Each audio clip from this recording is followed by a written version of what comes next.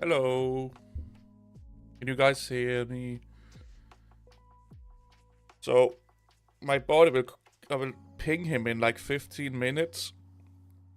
And then we will set up and then see if we can get all the sound going and all that stuff. And then I have a. You will see that when I go away from the pre-show screen kind of thing.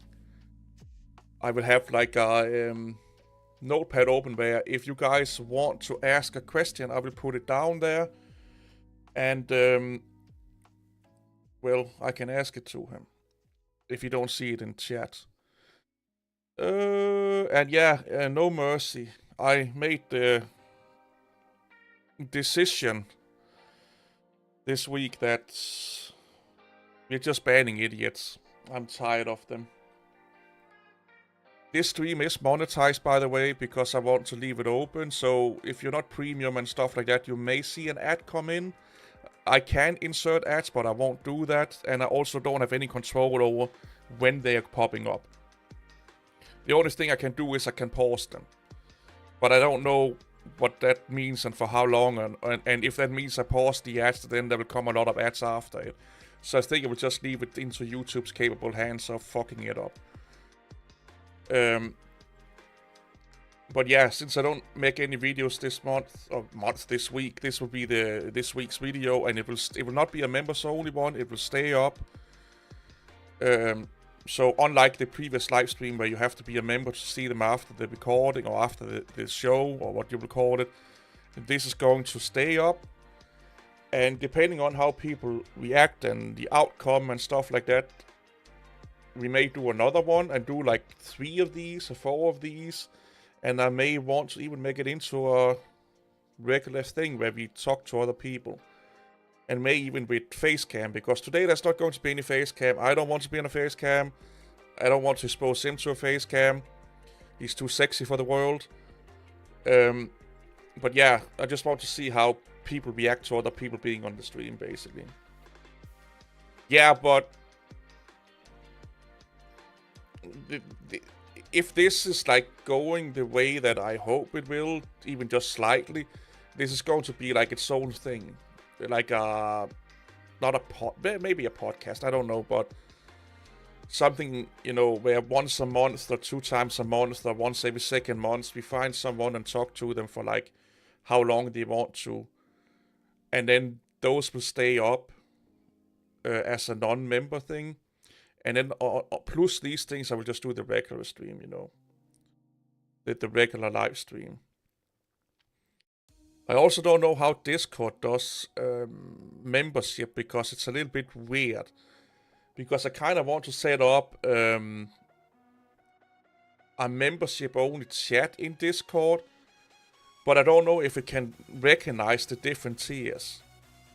Or if it's just, if you are a member on any tier, you get the same perks in Discord. Because if I can separate it with tiers in Discord, I will make another tier.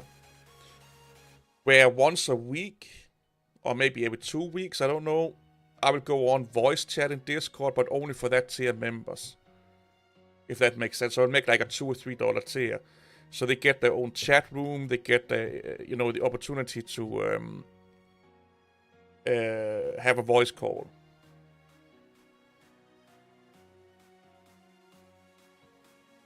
What distro should you use? I have no answer for that question right now. But yeah, I want to see how Discord handles different tiers of membership. Because the alternative is that I raised the price for the tier 1 with $1 to then include, you know, the Discord call and stuff like that. Because I noticed a really funny thing is that if you put like just a slight little paywall up against something, you basically eradicate like 90% of all the eggheads on the internet.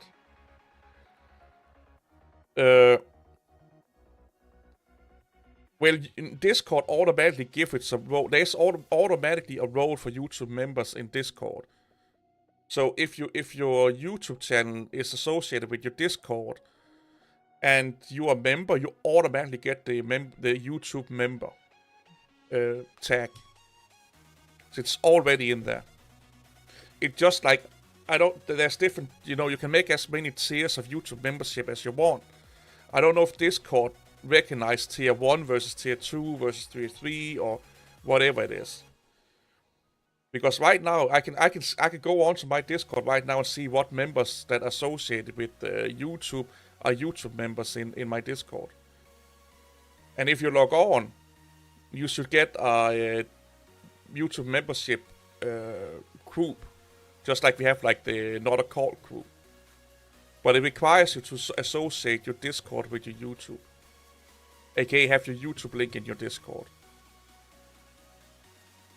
So it's already set up on the Discord site. They already done all the work. So, but again, I want to see or look into if they distinguish between different tiers of YouTube memberships. Because that would be nice. Because then you can make a room for YouTube members at tier 1, you can make a room for YouTube members tier 2.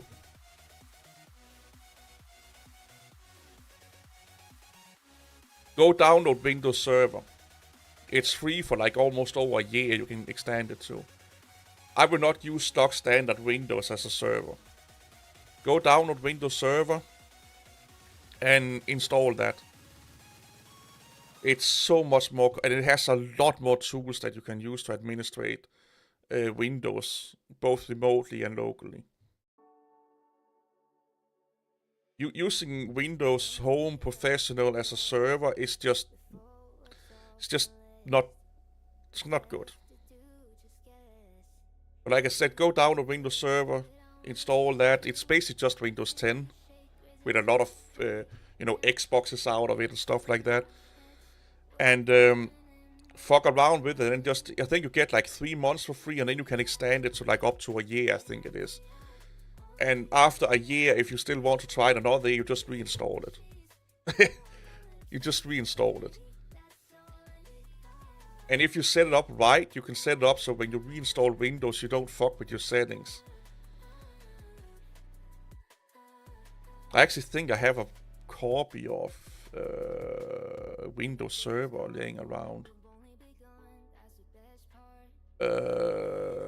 I have it on a USB stick at work, it must be then. Yeah, just go and I think it's called Windows Server or something, Workstation or Data, I can't remember. But it's just downloaded like any other Windows release. And then it's just, you can, when you install it, you can ask it to install it headless or with a basic Windows UI. And then you get the Windows Administrating Center and everything for that.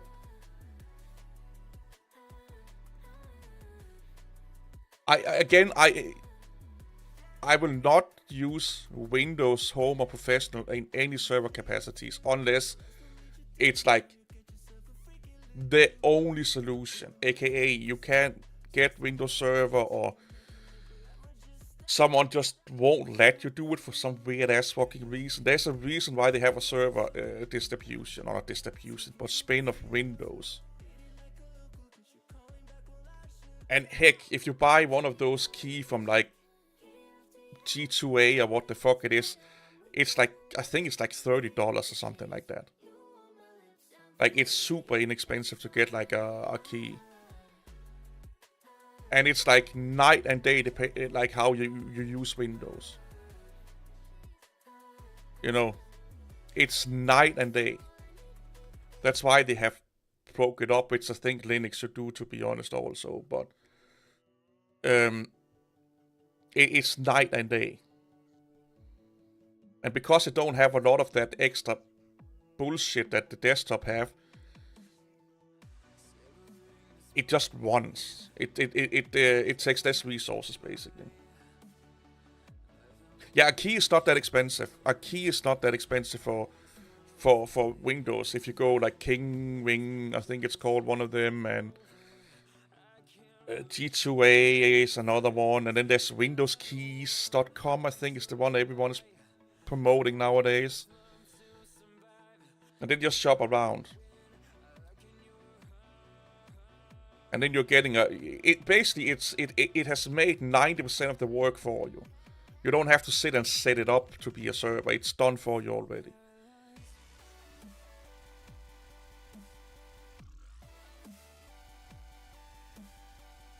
Yeah, it's probably based on the server edition of Windows.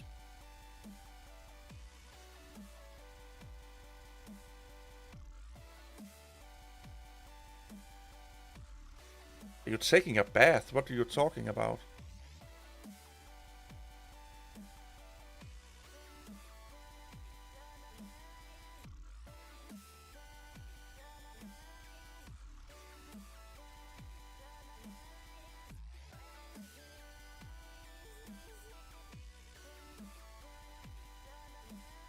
Oh, they are scared of taking a bath. Yeah, probably. Probably. Well, I did this morning. So I already did that, but... No, we're going to talk to a proprietary developer. Ooh. The scariness. Ooh. We're going to talk to the enemy. How dare we? How dare we get other people's viewpoints?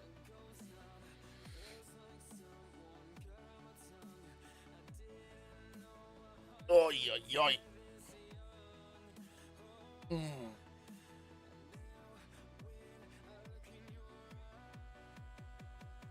Paralyzed.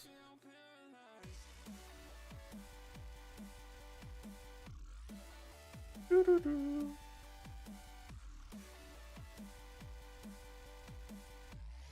I haven't done a Discord call in like over a year, so I have no idea if my Discord even fucking works with the calls.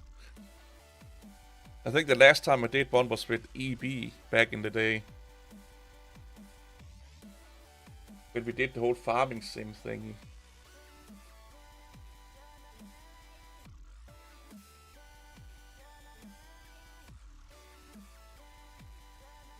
Like showers are not real, or... What you on about?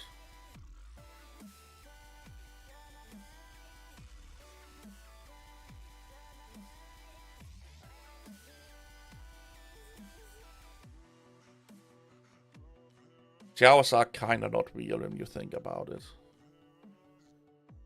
Like you are like, what is it, like 70% water?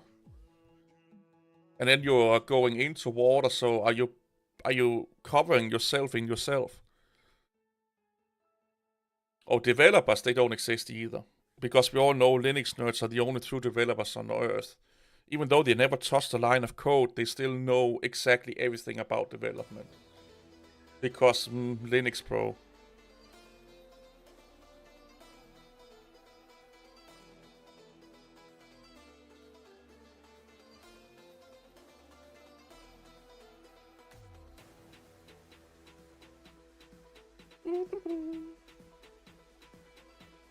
I'm interested to see how that new UI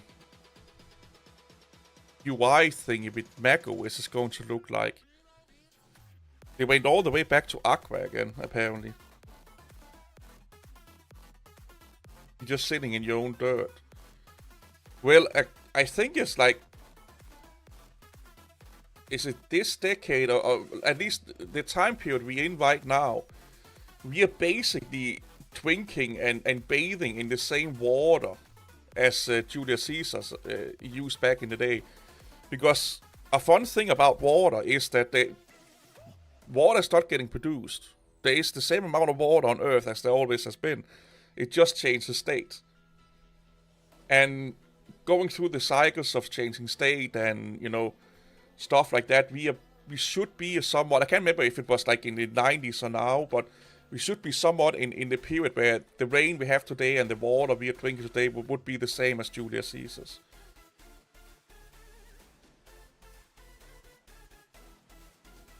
Yeah, Arrow. Yeah. Like the Windows 7 days, yeah, or Vista days. Yeah. Anyway, I will ping my guy and see if we can start setting it up.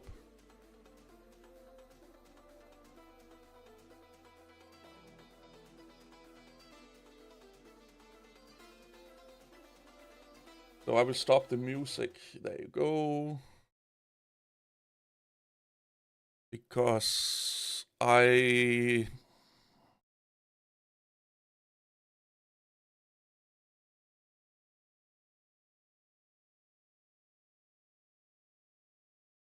need to set a few things up, and then I will call him, and we can see if it works. Oh.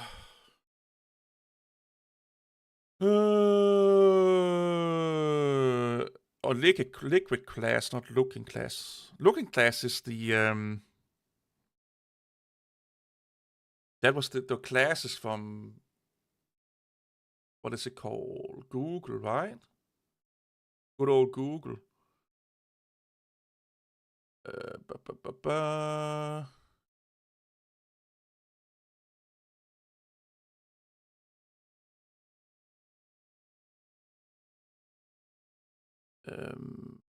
I'm just looking over my settings in Discord. What the fuck is global attention?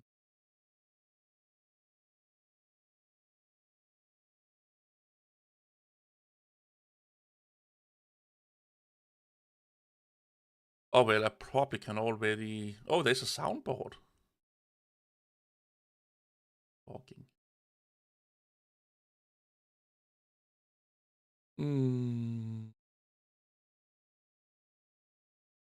Yeah, it's in super early beta, so a lot of people are fucking it up or using the beta as a final product.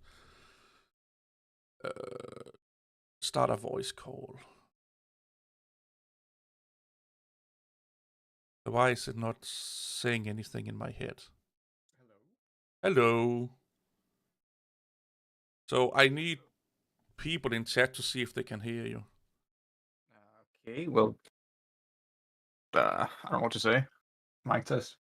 Mic test 1, 2, 3. Tell us a Polish joke or something like that. Don't put me on the spot. I don't know jokes. Well, your whole, like, what is that, like, comic jacket, whatever you have in your... Is that not like no. This is a reference to a video where a guy drives on a highway and like stops and sees a fucking hamster. He's like, "Oh, homie, kurwa, jaki fajny," and he just goes and like scares it off. Gotcha. So is the Yeah. volumes and everything okay, people? Do I need to lower something or... Oh, hello, developer. Can you see the chat? Yes, I am currently on your stream, so I can see stuff. Okay. So yeah, we start just to kick it off at like 5 o'clock, so we can just fuck around. Until then, good sound, awesome. Yeah, I haven't done Discord thingy for like over a year. I used to game with another Linux YouTuber, and we just sit for... It was 2 years. It was before I got the job. 2 years ago. Yeah, Pumpkin is here. Hey, Anton. Indeed, Anton. Indeed. Yeah. I showed him your creative work, and he's forever scarred for life now. Yeah. Yeah. How you been doing today, by the way? Doing good. Yeah. Slept till almost fucking 3 o'clock, so that was something. Oh, dude, I couldn't sleep last night, and I woke up early, and then about just been a zombie until now, taking naps, and I went out shopping, and then naps, and So, by the way, people, when I start to talk with him, you guys can ask questions in chat, and I will try to put them up into. I have a little board here. Yoink. So this is like Matrix for the screen that everyone Linux nerds love. Close the terminal. But if you have a question, I will try to like shorthand the question here, and if you don't catch it in chat, we can ask the evil developer about that. Oh, so I'm evil now. Okay. Apparently, to the Linux world, you are, yeah. Aye. But yeah, if we are talking, of course we can't focus both on... He can't focus on me and you, and I can't focus on him and you guys, so it's not like we don't watch you or listen to you, it's just like if we're having a conversation, it's like we can't talk 5 people at each other, basically. So do you prefer proprietary software? Well, yeah, you can ask them now, why the fuck is it doing... Oh, shit, I'm in a C program right now. That's why it's fucking up. Oh. Yeah, I'm like in VLC's library. I'll just make another one.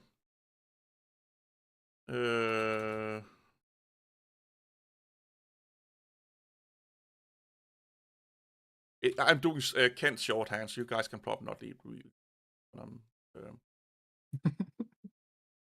All real developers use C++. Yeah. That's probably another one we should talk about. C# and dev work. Up.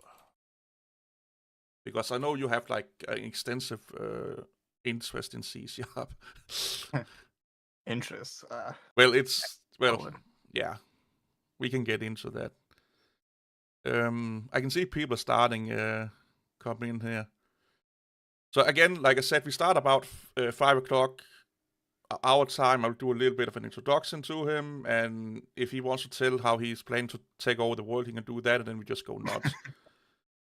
And you want to get me monologuing? Yeah. And again, we hope kind of a little bit that you guys can help us with asking questions, because I already know him. If I need to ask him about something, I do it tomorrow at work. So it's more so you guys can ask like a real developer. Like now you have the opportunity to actually ask someone that gets paid to work for fucking, development jobs, and have like extensive amount of friends all over the world that do the same. So if you are a Linux user that think you know how the world works now, well, you can hear one other perspective, I hope. And if you treat him right, he will probably come back another time and take over the stream while I'm masturbating in the background to hentai porn. I actually prefer C. That's illegal hentai, right? That's the dirty part of it. I always mix it up. Wait, what? So hentai is the bad part of anime. It's the 18 plus, yes. Okay, gotcha. Yeah, because I always fuck that up. I always fuck that up. I never. No, that's the one. Yeah. Because at first I thought that was like the underage shit, but that's like lolly or something like that. That is lolly, yeah. Okay, gotcha. Well, there's many terms for it, but that's the one that you shouldn't go into. Okay. Gotcha. Yeah, I'm not that into anime, but a lot of I should get into it because everyone watches it nowadays. Yeah, it has exploded over the last couple of years. The only thing I remember, like a few years ago, was I watched like 1 or 2 episodes of One Punch. I think I've told you that already. And I actually liked it a lot. I may need some recommendation for anime at some point. Yeah, sure, that's something we can talk about another time. Yeah. Are you American? He's Polish, Danish. Well, we'll get into that when we start the stream. I think he will tell a little bit about his background. Yeah, I was actually by surprise. I found out at the one time I have a, what is it called, Crunchyroll account? Crunchyroll. Yeah, Crunchyroll is a Yeah. streaming service, Yeah. And someone was trying to hack into it. I was like, what the fuck are you talking about? I never did. I apparently made one like years ago to watch like one like weird ass fucking series, and I think that's where I watched One Punch, or at least an episode. Where you make I think every human is made by using because DNA is like everyone can see the DNA structure nowadays. So is that open source? It must be. We just can't do it. Or would that count as decompiling? Oh, you're right. It's decompiling. Yeah. So we're decompiling something we can't fuck with. How did you discover time travel? I may have told them that you're a time traveler. Generally, by accident. Yeah, when you're experimenting in your basement and you make like a nuclear fucking reactor, and yeah. You're just like, wait, why am I like in the 1850s right now? Did you figure that out with the air rifle you were talking about, the painting stuff? Oh yeah, I just need to get some oil because I had to wash that off because it was getting crusty. So right now I can't use it. Well, I can, but I'll probably break it if I do. Yeah. That's something I always want to get into airsoft back in the day, but I never got around to it.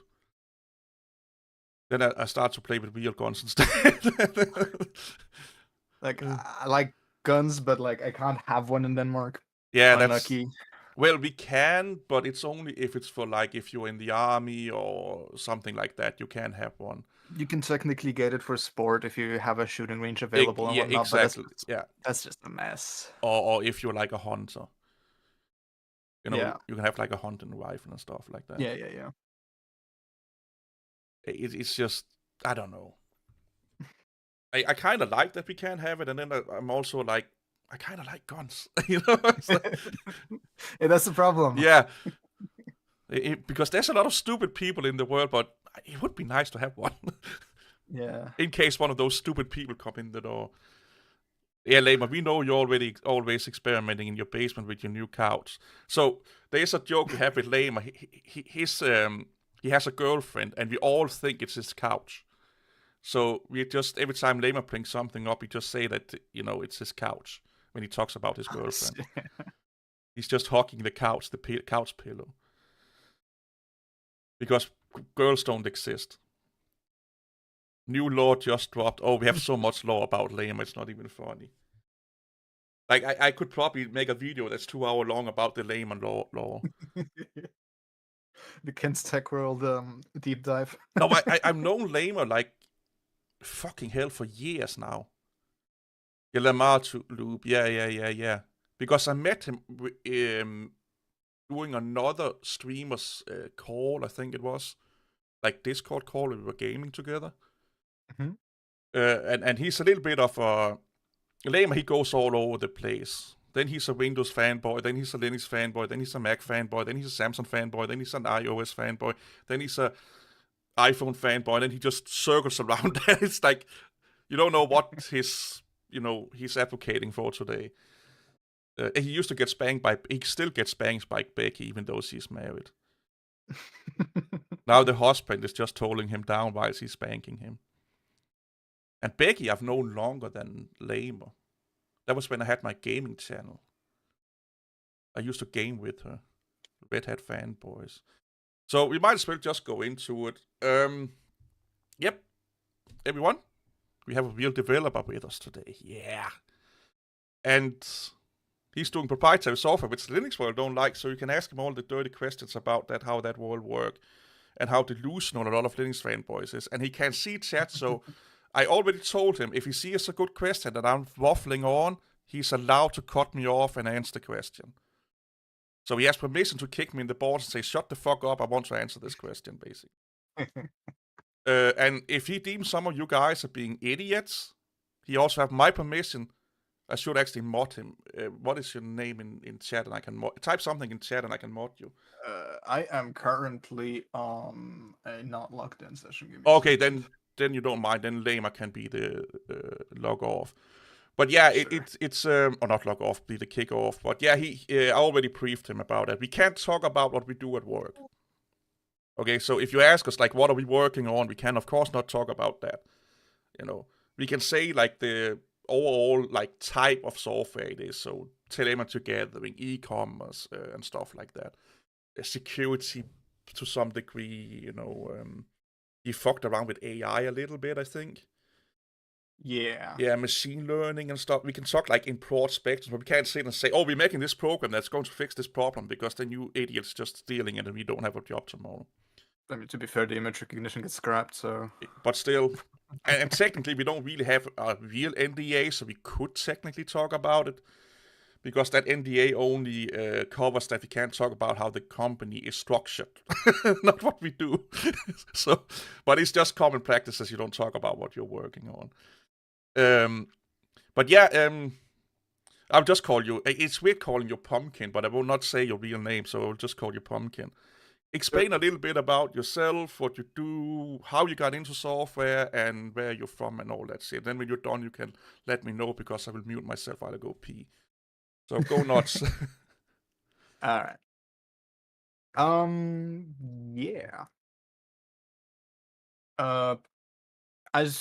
To start off with, Pumpkin handle on the internet. decided to go into development or programming because I, in general, enjoyed work that had to do with logic, with problem solving and things like that. And it was one of the um, educations that were available in English in Denmark, which is also a big point for me. Um, duh, duh, duh. Yeah, I don't think there's much else to it. I Well, don't have a academic degree, so I don't have a bachelor's or master's degree. I have a diploma, uh, so I don't necessarily have all the education all programmers have, or like higher level programmers have, or not higher level. That's also an interesting term. like I think the best corresponds because it is. Let to be fair, we have a lot of weird educational paths in Denmark that Yeah. don't translate to other countries. So what he has is what you would call a fast track to development. So it's like a 2.5 year education. If I'm Yes, not, two and a yeah, half yeah. years. And the next thing you can take is like you get like a what I think you would call like a science degree in computer specialist or something like that. So what he is like it's like the fastest way to get a junior development status.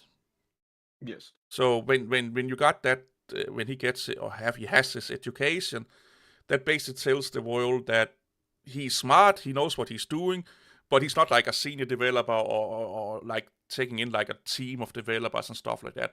But he's the one that you hire in the beginning, and then you train him up to become these things within inside the company. And the reason why we have that is because in Denmark we have a shortage of a lot of workforce basically. So they start to almost 20 years ago they made a lot of fast tracks to fulfill those what is it called? What the fuck is it called? Positions. I can't Oh think. yeah, that's what Yeah, it is. yeah, yeah. Gotcha.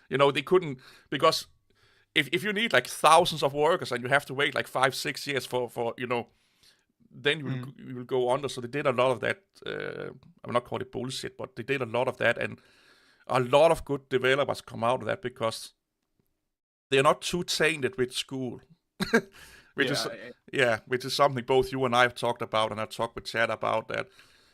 Sometimes school teach you how to be a student instead of how to be an adult and a free, independent thinker and stuff like that. yeah, but I also see it with some of the people that are still under education at our workplace, where they'll start to make everything from scratch. Yeah, yeah, yeah, Whatever yeah, whatever they have to do, it's never like find out if there's a good library for it or anything like it. Just from zero, yeah. write it in Yeah, yeah, whatever. yeah. Oh, yeah, yeah, yeah, yeah. You're exactly right. Yeah. Um, I just use Linux and Haiku as a daily. Don't use Haiku as a daily driver. God no. but but yeah, yeah. We suffer here in Denmark for not for, but we have a lot of the same problems that anywhere in the world have. That education is they teach you how to be a drone and set you loose. Yeah, And the good part with his fast education is that you don't get so bogged into the whole school mentality, and they only have 2 years to corrupt your mind. so so so and he has to learn a lot. So a lot of it is specced in with learning, so they don't have like social studies and all that fucking shit like you get in the longer.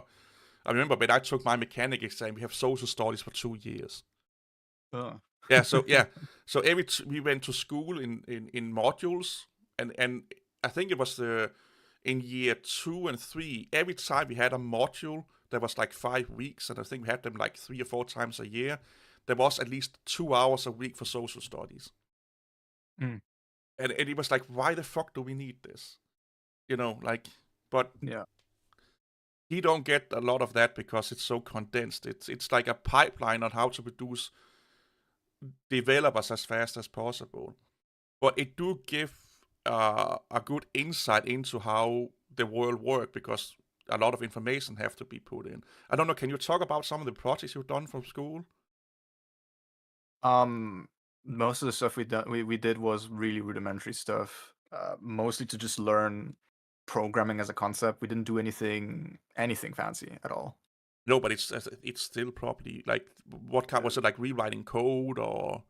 No, it was more just writing small applications, learning when we learned Java, or learning scene builder, learning Mm, BPF, mm, and mostly just grasping the concepts yeah, of how the programming languages work. Uh, nice. by the way, we did first Java and then C Sharp because they're in the same vein and they are relatively good for teaching you the concepts. Yeah, yeah, yeah. They are. Like I noticed that because basically he's teaching me C sharp at work, more or less. So I come from Python, a little bit of Java, and the more like he was like, if you can C sharp, you can do a lot of Python because the syntax is almost identical and the methods behind it, like the thought patterns, are super similar. C sharp does have a lot of I think you call like caking or not easiness. You call it something. Oh, What was it? Like I don't know. it was just like It, fancy shit or something like that. Mhm. Yeah, that just make it so much more convenient to use C Sharp or JavaScript, for example, or not JavaScript, Java. Java. Yeah. Also Yeah, because Java it is, has modernized code with a that's what lot of features that simplify how you write it. that was what I was Yeah. looking for. Yeah, the modernizing of the code, and you're not running it in an emulator as you do with Java code, with the Java runtime environment. So it's Yeah. more efficient. Yeah. The sad thing is, it's like heavily Microsoft only based. Sadly enough. Yes. Yeah. And if you don't know what VPF is, it's like Windows percent form. It's like the UI element of Windows. But Windows have like 3 or 4 fucking libraries, and they don't talk to each other. So Yeah, they can't choose which one to actually use, so yeah. we're stuck in between three different ones. But we tend to only use VPF at work because it's like, I'm not saying the standard now. Is it the standard? Um, maybe it's built into Visual Studio, so Yeah. Because WinUI is like, it came out with Windows 10 and 11. And it came out with Windows 10, and then it continues. There was WinUI 1 to 2 and 3, then continued into Windows 11. That's basically what your what is it called? Settings menu is made of. I think Notepad is WinUI. WinForms, yeah, that's. Mm, don't touch that. So a funny one here. Do you like evil software? Like, do you like proprietary software? um, in general, proprietary software seems to be more polished, better like thought of. It's not necessarily that I don't like open source stuff. It's just that most of the time there's better programs out there, but Exactly. oftentimes they're paid. In those cases, it's different. Mm. Another thing I kind of like, they all said that I forgot I want your input on is like this whole like reading the source code. Hey, thanks for becoming a member. Uh, is that Mhm.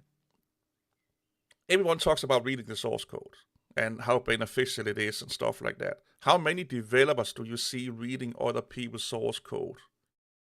Like just like, oh, Um, I'm reading their source code just because I want to copy it and stuff like that. Even in the projects that I had collaborated on during my education, nobody really read any other source code. It was uh,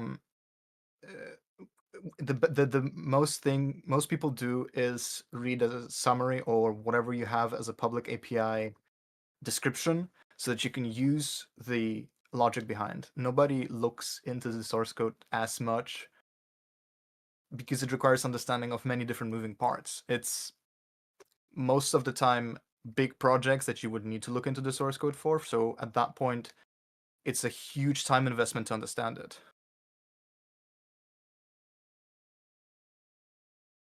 I was just muted for a second while I was typing. Yeah. Yeah. So a lot of people say that because you can see the source code, everything gets better, get fixed faster, when everyone can help out and stuff like that. Have you, or do you know anyone that have helped out because they could see the source code or in any way, shape, or form like that, either hobbyists or professionals? Personally, not. No. Again, this is a limit because you can't know everyone on Earth, of course. So it's a Yeah, of limit. course, of course. Yeah. And this is the reason why they don't teach so much about that in school, because they know that most people are not going to, even developers don't read source code at home. It's a tasking job. You really need to know what you're doing when you're looking at the source code. Like when I type something, and this is how crazy it is by just seeing the source code. I can write something at work, and he could come over and say, "What the fuck is on your screen?" Like it works, but what are you doing? And then I'm like trying to explain to him, but like what I'm doing is like, oh, now I see it, but here's a better way of doing it, or here's how I would do it, and then we talk back and forth. We try both out and see how it works, or he's like, I don't know what I did yesterday, but can you help me decipher my own code? you know, Yeah. There's coding is like anything. There's yeah, many ways of skinning a cat. You can do the same thing 100 different ways. And as soon as someone does it a way you haven't seen before or a way you don't do frequently, you're not going to understand it. mm, But at the same time, code is really weird. You can yeah, write something that you would write the exact same time every time, but you come back to it a month later and you, on a glance, can't see what it does. That's why you describe stuff. That's why you put comments in your code for use yourself later to be able to maintain it. exactly. And there was this, like, we had a a really, really smart person in here that said that you should not comment or summarize your code because it should be self-explanatory. Have you ever seen that happening in real life? Um, A smaller project, but like if you're talking like I bigger I know the project. concept, Mm, yes, but in general, that only works on very small code, yeah. like patches. So Mm, if you have something that's like a method less than, I don't know, let's say 50, 40 lines, yeah, sure, then it makes sense. But as soon as you have more moving parts, it's mm, very difficult to remember everything on the go. yeah. And also the fact that we're done with this, dealt with this ourselves. We built a program that was amazing and stuff like that, and then like 6 months later, a sweet lady comes and say, "Can you please add this to it?" And we were like, "Yeah, but how did we do it again?" And then we spent like 30 minutes reading the code again and trying to understand where our mindset was when we made this and find things we can optimize. And then we built Single file, by the way, keep in so mind. yeah, a single file, a single Python file. So it could not be more simple than that. And then we do the update, and then we leave it be. And 6 months later, this sweet lady comes back again and say, "Oh, I want this," and we're like, "We need to make it so we don't have to read the source code again." Because when you go that far along it, no matter how much you document it, there is like always some form of perceived information you get by just using it. That's why you never Yeah. test the software on yourself. You test on people that have no idea what they are doing with it. Because you get so used to the little quirks and stuff like that that for you it's not a problem, but for them it's a problem. Do you use a tile in Windows Manager, by the way? That's the function that just splits your screen into several windows, right? Yeah, yeah, Um, yes, sometimes, but mostly for just half-half splits. I have two screens wherever I need it, so I can mhm, just do that if I need it. yeah. So this was mostly just a Linux. He's making fun of you because Linux users love tiling Windows managers, but in Windows you can do the same. And I use it, split screen and stuff like that. Mhm. We actually use it quite a lot. What is his viewpoint on AI and people using AI for coding? Um, AI is in its current state a really good lookup tool. So if you need to find any sort of knowledge, if you need to do research, it can help you find that. Um, it is limited in context, however. So if you try to use it for anything more than just, hey, give me an example of this method or of this class that you're using, of this library, whatever. If you need it to fix something, it's already messed up. It already loses the thread and doesn't know what it needs to edit. So you can use it to learn from it. You can use it for it to find you information. But if you're actually developing inside of an AI text box, you're doing something wrong. Yeah. And by the way, if we're using words you guys don't understand, let us know and we will explain it to you. So We say methods a lot. That's more or less a function. It's kind of Yes, interesting. methods are functions. Yeah, Yeah. and if you don't know what a class is, we can explain that to you. It's just like, don't be afraid of like, what the fuck are you talking about? Because that's, you guys are here to learn as much as we are. But yeah, it's something we have kind of a little bit of a, not say issue with, but it's something we talk a lot about at work with, because of course our work wants us to do as much AI as possible because it's the new thing to do. And we have tried to incorporate a lot of AI in our workflow, and the only really useful we have for it, and I'm probably the one using it most, is actually for what he just said. It's your efficient Google search. You know? So if we are talking about something and like, oh, we can't remember how to do it, like ask the AI, what is the temperature in Afghanistan or something like that. We just, how is there a Nugget library for this thing, and we ask the AI. That's what we use it for. But we also try to implement it into be useful in our software. That's where it becomes a little bit more difficult because it's so unpredictable a lot of times. This is a good one. Does developers like professional written bug reports? Not sure what you exactly mean with professionally, but in general, what you need for a bug report is to have a means of recreating the bug. Anything that can tell you how it happened or why it happened and what to do to recreate it, what steps you went through. If you have that, you can find out where the bug happens and how it works, so then you can actually fix it. Without that, you're kind of just shooting in the dark.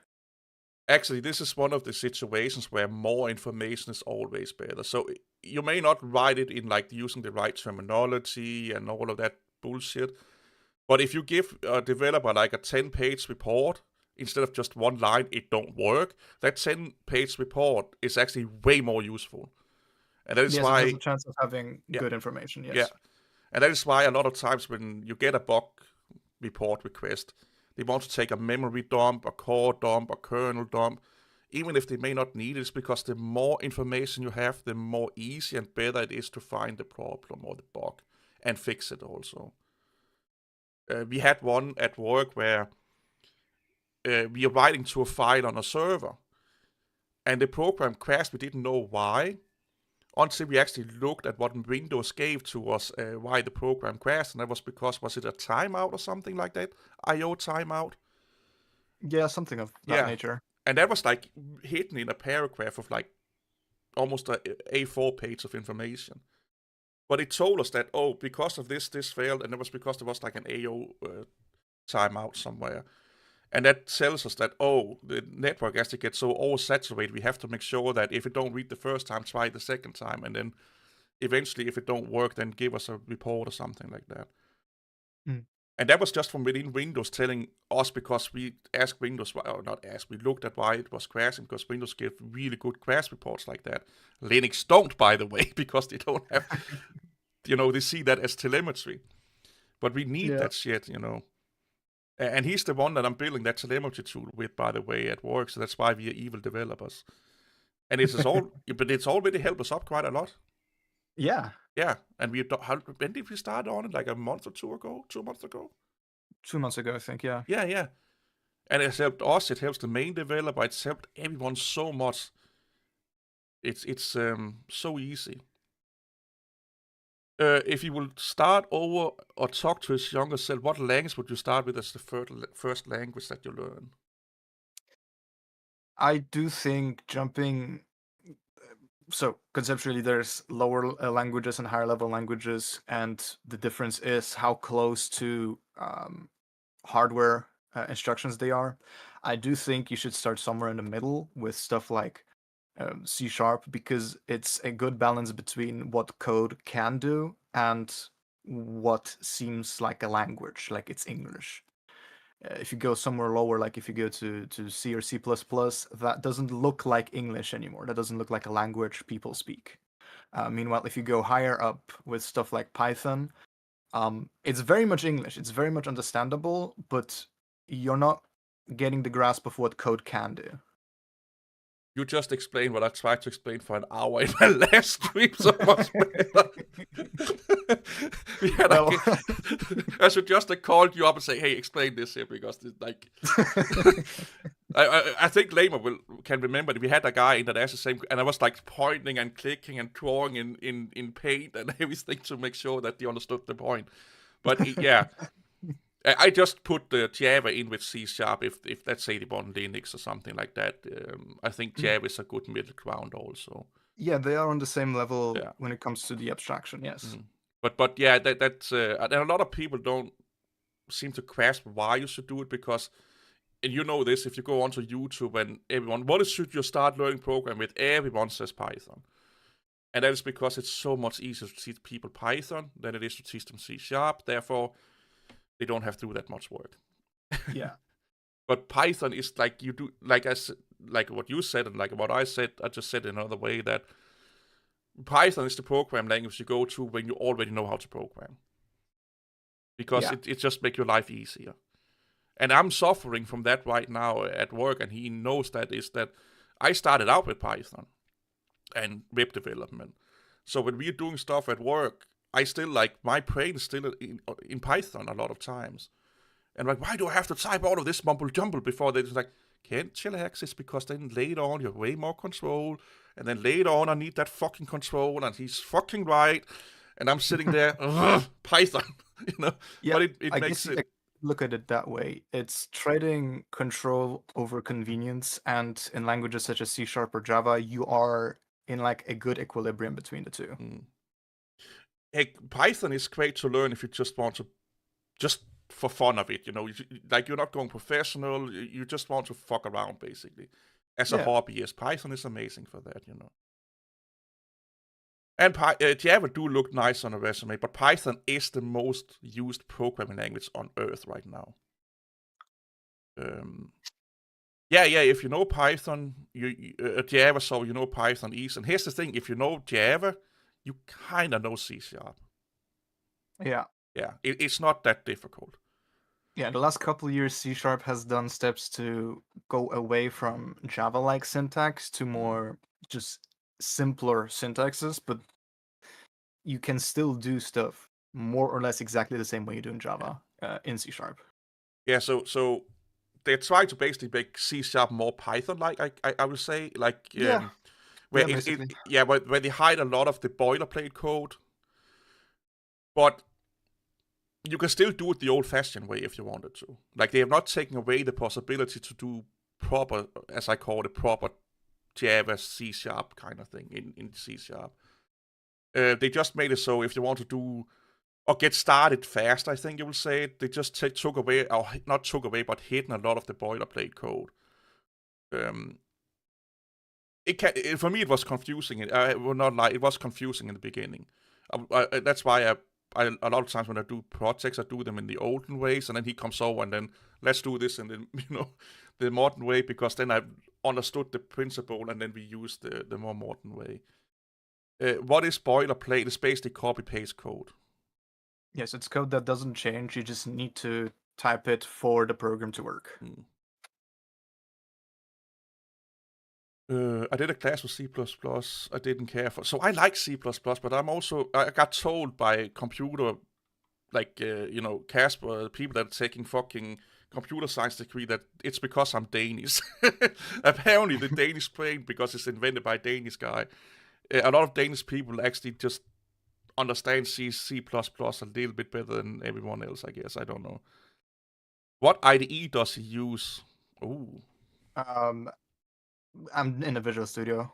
Yeah. Visual Studio Code for anything else. I originally started with IntelliJ, so JetBrains tools, but then that doesn't that program doesn't support C# itself, and instead of going to Writer, we went over to Visual Studio.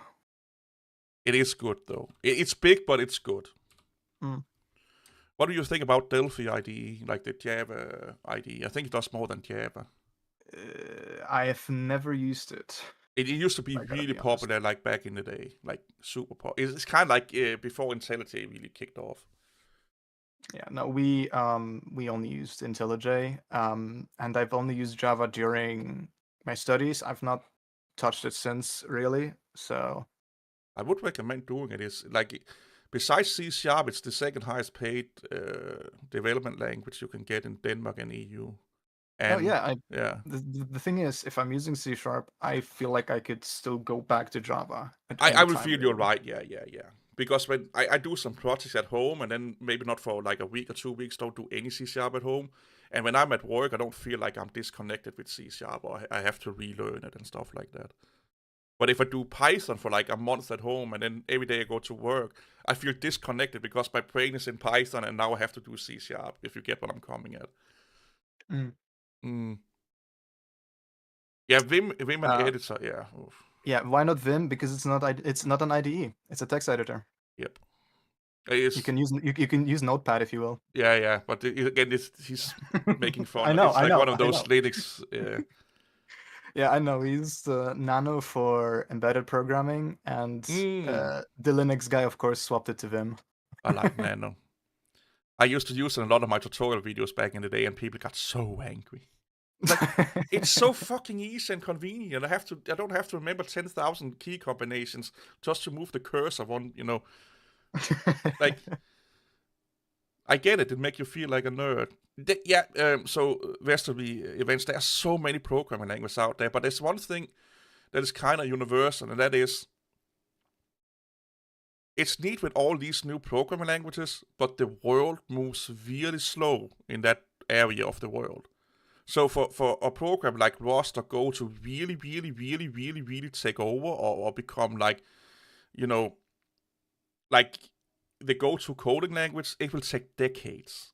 And it may not even do that. So a lot of people like to use the hip new coding language. And a lot of companies want to migrate to it for then to 5 years later go on to the next hip coding language. And that is why C Sharp, Java, Python, they stick around. They are tested and tried, you know. Cam, every developer class has a token Linux guy, and Yeah, that's who that is.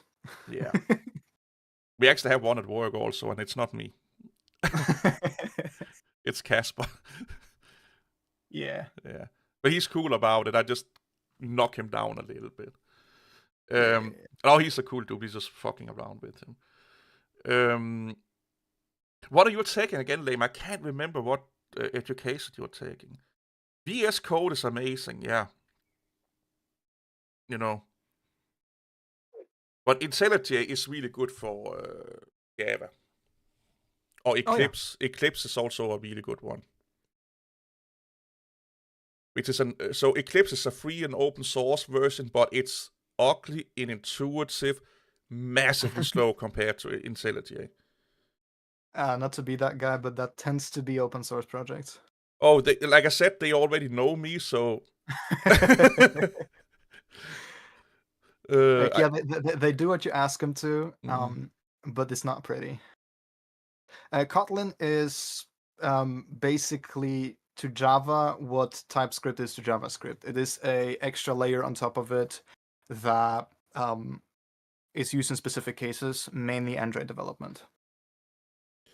yeah. Again, it's just to make it more efficient, easier, and all of these things. It's a lot of life improvement of life thingies put on top of Yeah. it. You're going for what does that mean? Information systems? Is that like a IT support, or what is it? Lazarus, I never heard about that. Yeah, things do move slow in the corporate world.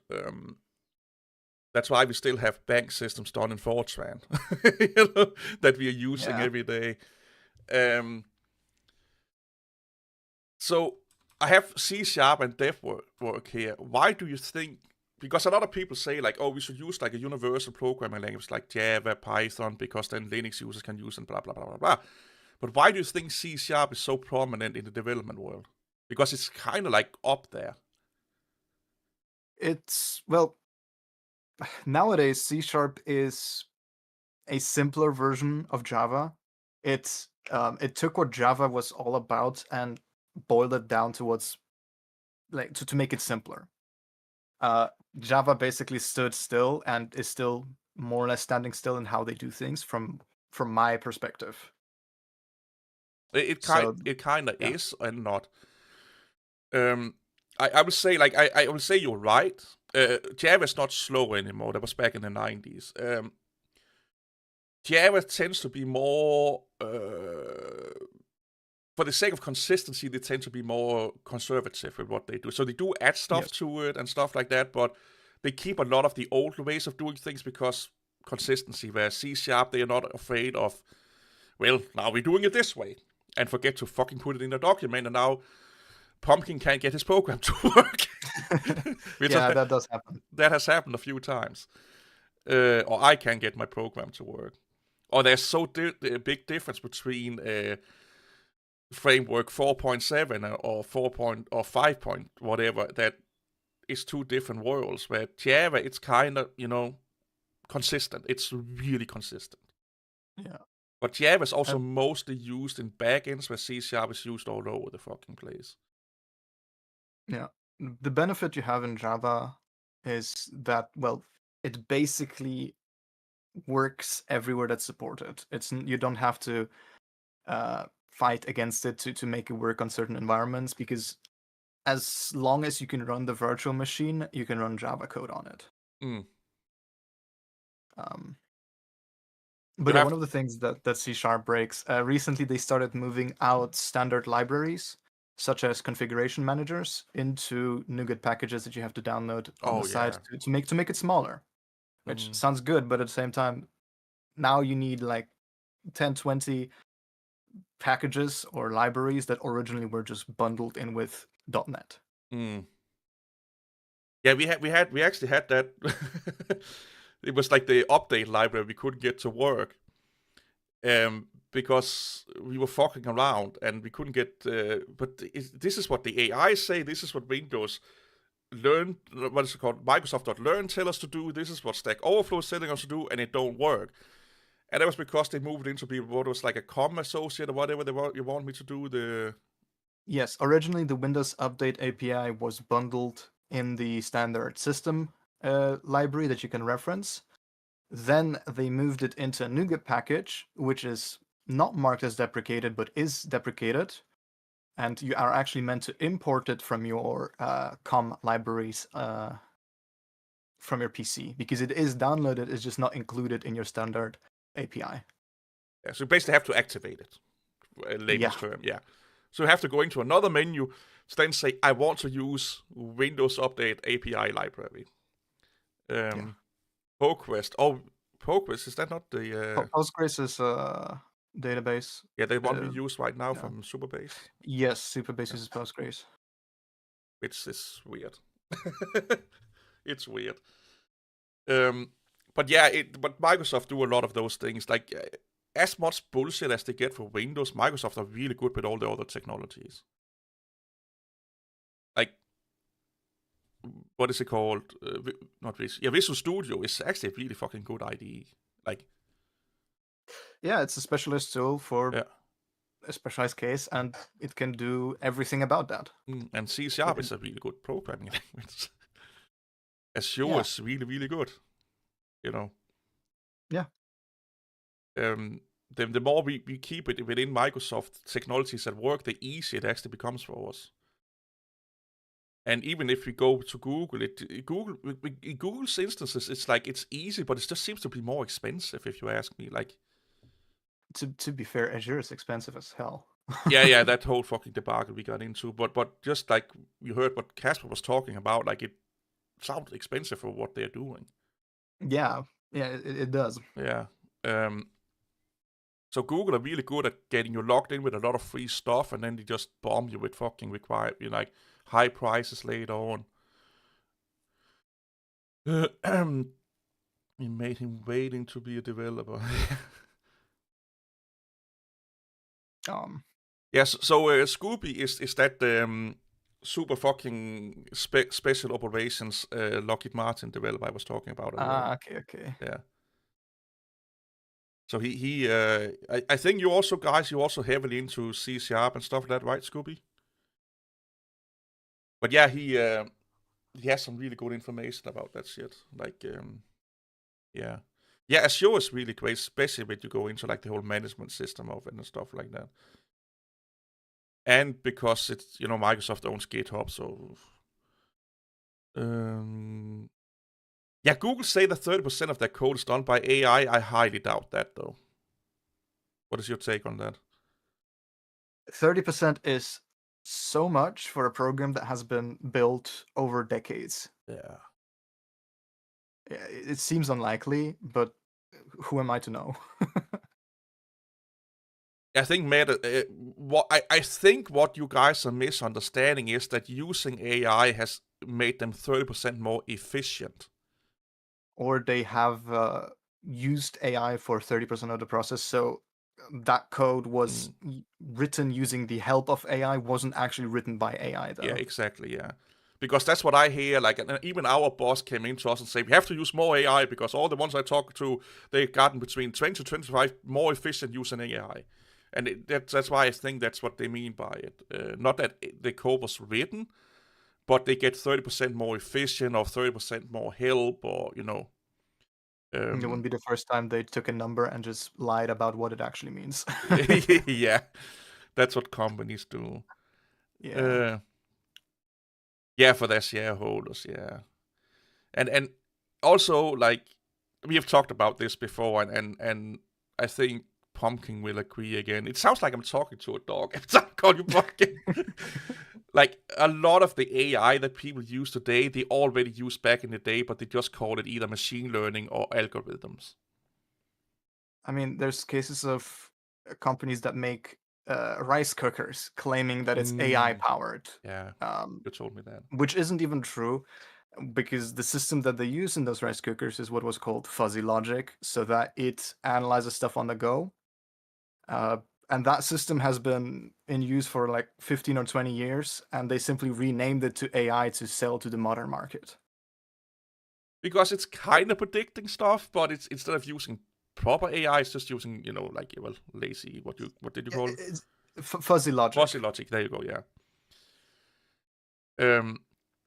Which is like, I tend to call machine learning and AI clever algorithms, because in the end that's what they are. They're just super advanced algorithms. But yeah, what is your EDC? I do know you really like your man purse once in a while.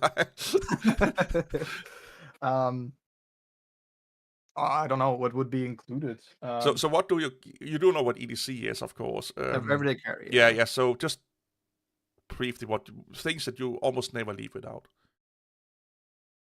A phone, a wallet, and a car key. That's it. Yeah, I think that's what most people. It's only me that's so stupid running around with a big fucking backpack on my. For phone, the cheapest on the market, Samsung Galaxy A20 something. I don't remember. Like, I could buy it outright, and that's what I did. Yeah, it's actually a decent fucking phone, to be honest. Yeah, for the most part. Yeah. Phone autocorrects have used AI for years. Yeah, like, go back to the Go look at the source code for, like, Command and Conquer in the 90s. They have references to AI in there. The gaming have used AI almost since the dawn of gaming existence. Because, surprise, surprise, the term AI doesn't mean anything. Exactly. It can be whatever you want it to be. So, what is your favorite field of development? Yeah. Good question. I don't know. So let me, because this is actually something you and I have debated quite a lot at work. So do you like big projects or smaller projects? Do you like the research and development? Do you like just fixing problems, or is it just all of it? Well, for the most part, I've been working on small projects in the relative scale, so I can't say too much about big projects at all. I guess if I had to choose between R&D or fixing stuff, so maintenance, I'd rather go R&D, because that is more about figuring out how things work. Yeah. Like making stuff happen. Can we do it? How do we do it? And is it possible? Yeah. Like, financially possible and stuff like that. Or just at all. Does our tech stack allow any of this to happen? Which is, funny enough, a lot what you and I actually are doing at work. Yeah. Yeah, we just take that R&D program and then make it somewhat stable and deploy it. Which was a little bit of a mindfuck for him in the beginning, but it's like some companies just work like that, you know. It's more that I don't like how unpolished it is. I'd rather spend a Mm. little more time Yeah, on you it, don't like and half-ass and yeah, stuff. Yeah. And not but as much as we do at the very least. exactly, but some companies that's exactly just and I used to be the same in the beginning where I was bitching and moaning to our main dev all the time that how the fuck is this even running? You know, like why are we not all burning at the gates right now? But yeah, for especially if you work for smaller companies, you're not in a field, so to speak. You're a little bit of everything. Like he helps me with IT support a lot of time or infrastructure when he needs a break or he don't have, you know, this is a slow day and I have to do something with a computer. He comes and helps me with that. Or if I have to do something where if he helps me, it will take like way faster. So we just start at one end of the fucking aisle and then we just doop, and then we're done like 5 minutes instead of 30 minutes, you know. Yeah. So for us, it's like we a little bit of everything. But if you go to like a big corporations like let's say Microsoft, you put I can't speak. You get put into like I say, you're only doing research and development, or you're only a maintenance person, and I knowing you for a while, I don't think you would function well in that play. You'll function well, but you'll get bored. Fair enough. Because I think you like when we have our discussions, you know, where we can figure out what's working and not working. Where if you get put into like, especially not anything other than R&D, you basically just do this, and you sit and work on the same problem for 10 years, or not 10 years, but you know, a week, a month, 2 months, a year, and you never feel you get anywhere. And I don't think you have the mind for that because you like discovering, testing, you know, all that fucking shit. But again, we are different, all different like that. I could not work in a maintenance situation. I need my R&D or basically what we are doing. That's where I'm the happiest, where we do a little bit of everything.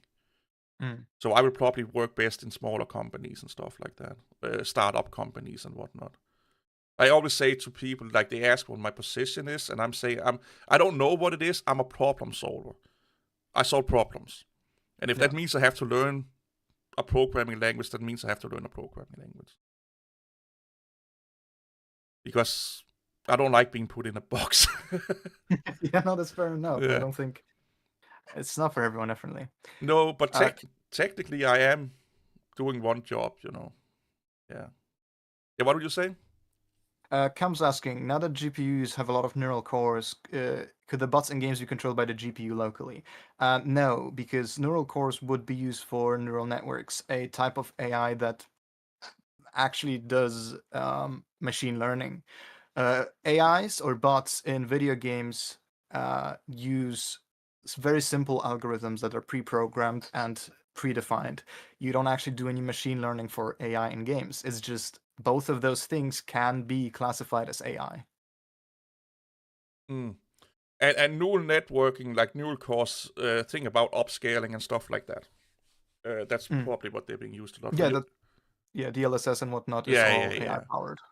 You made us a thumbnail. Look at my channel chat. Anton is at it again.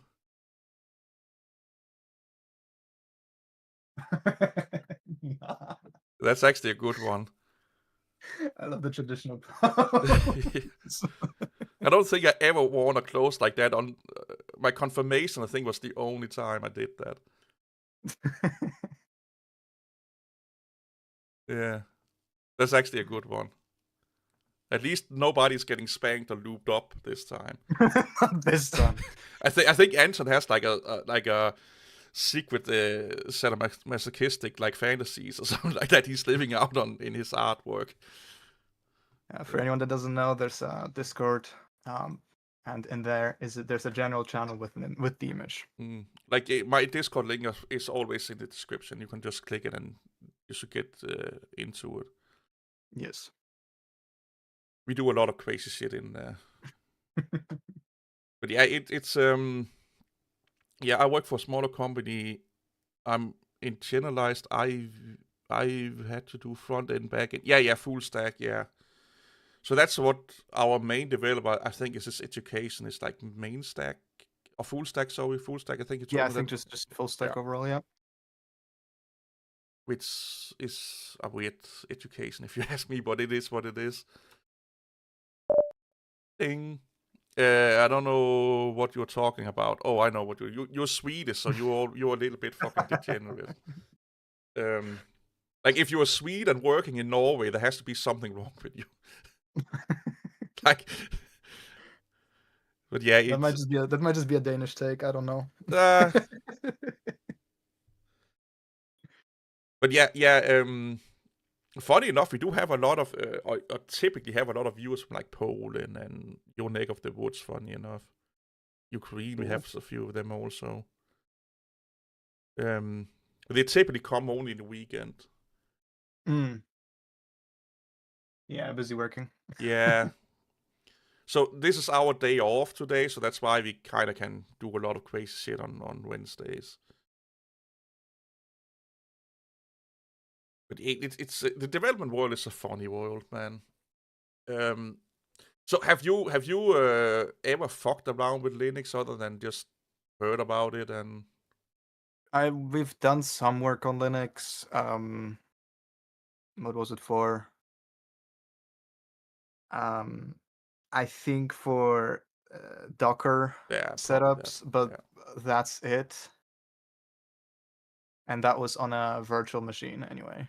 Are you using proprietary software on your day off? This Well, is all run from Microsoft Windows, yes. yes. I am using the devil. Oh, and he can like I keep telling them that every time I get funny comments and stuff like that, I come to you guys and we laugh about it. Am I wrong? No, that's completely Yeah, true. yeah. We talked about the level 2 supporter yesterday at work. Yeah. Yeah, like the DIPI lamer. We talked about him and had a good laugh yesterday. Yes, this is just stock standard Ubuntu I'm using here. Just change the icons and move things around. I'm not using any extensions or anything like that. And I only use it for streaming. Yeah, level 2, yeah. 40 years of IT experience and only managed to go to level 2. He must be the DSP of computing, I guess. Always stuck on level 1. How dare you use Ubuntu, yeah.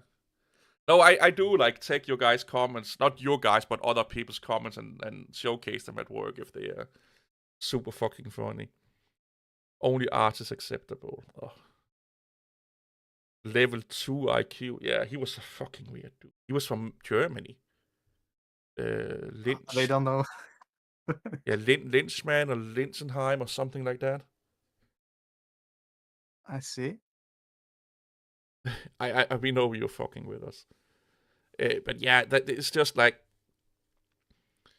Actually, this is now I'm thinking about. This is something we actually have a little bit of an issue with. Because when we search for help, like if we have a problem, we try to figure it out. If we go to like forums and stuff like that, there's a lot of misleading information there because it's coming from people that don't know what they're talking about.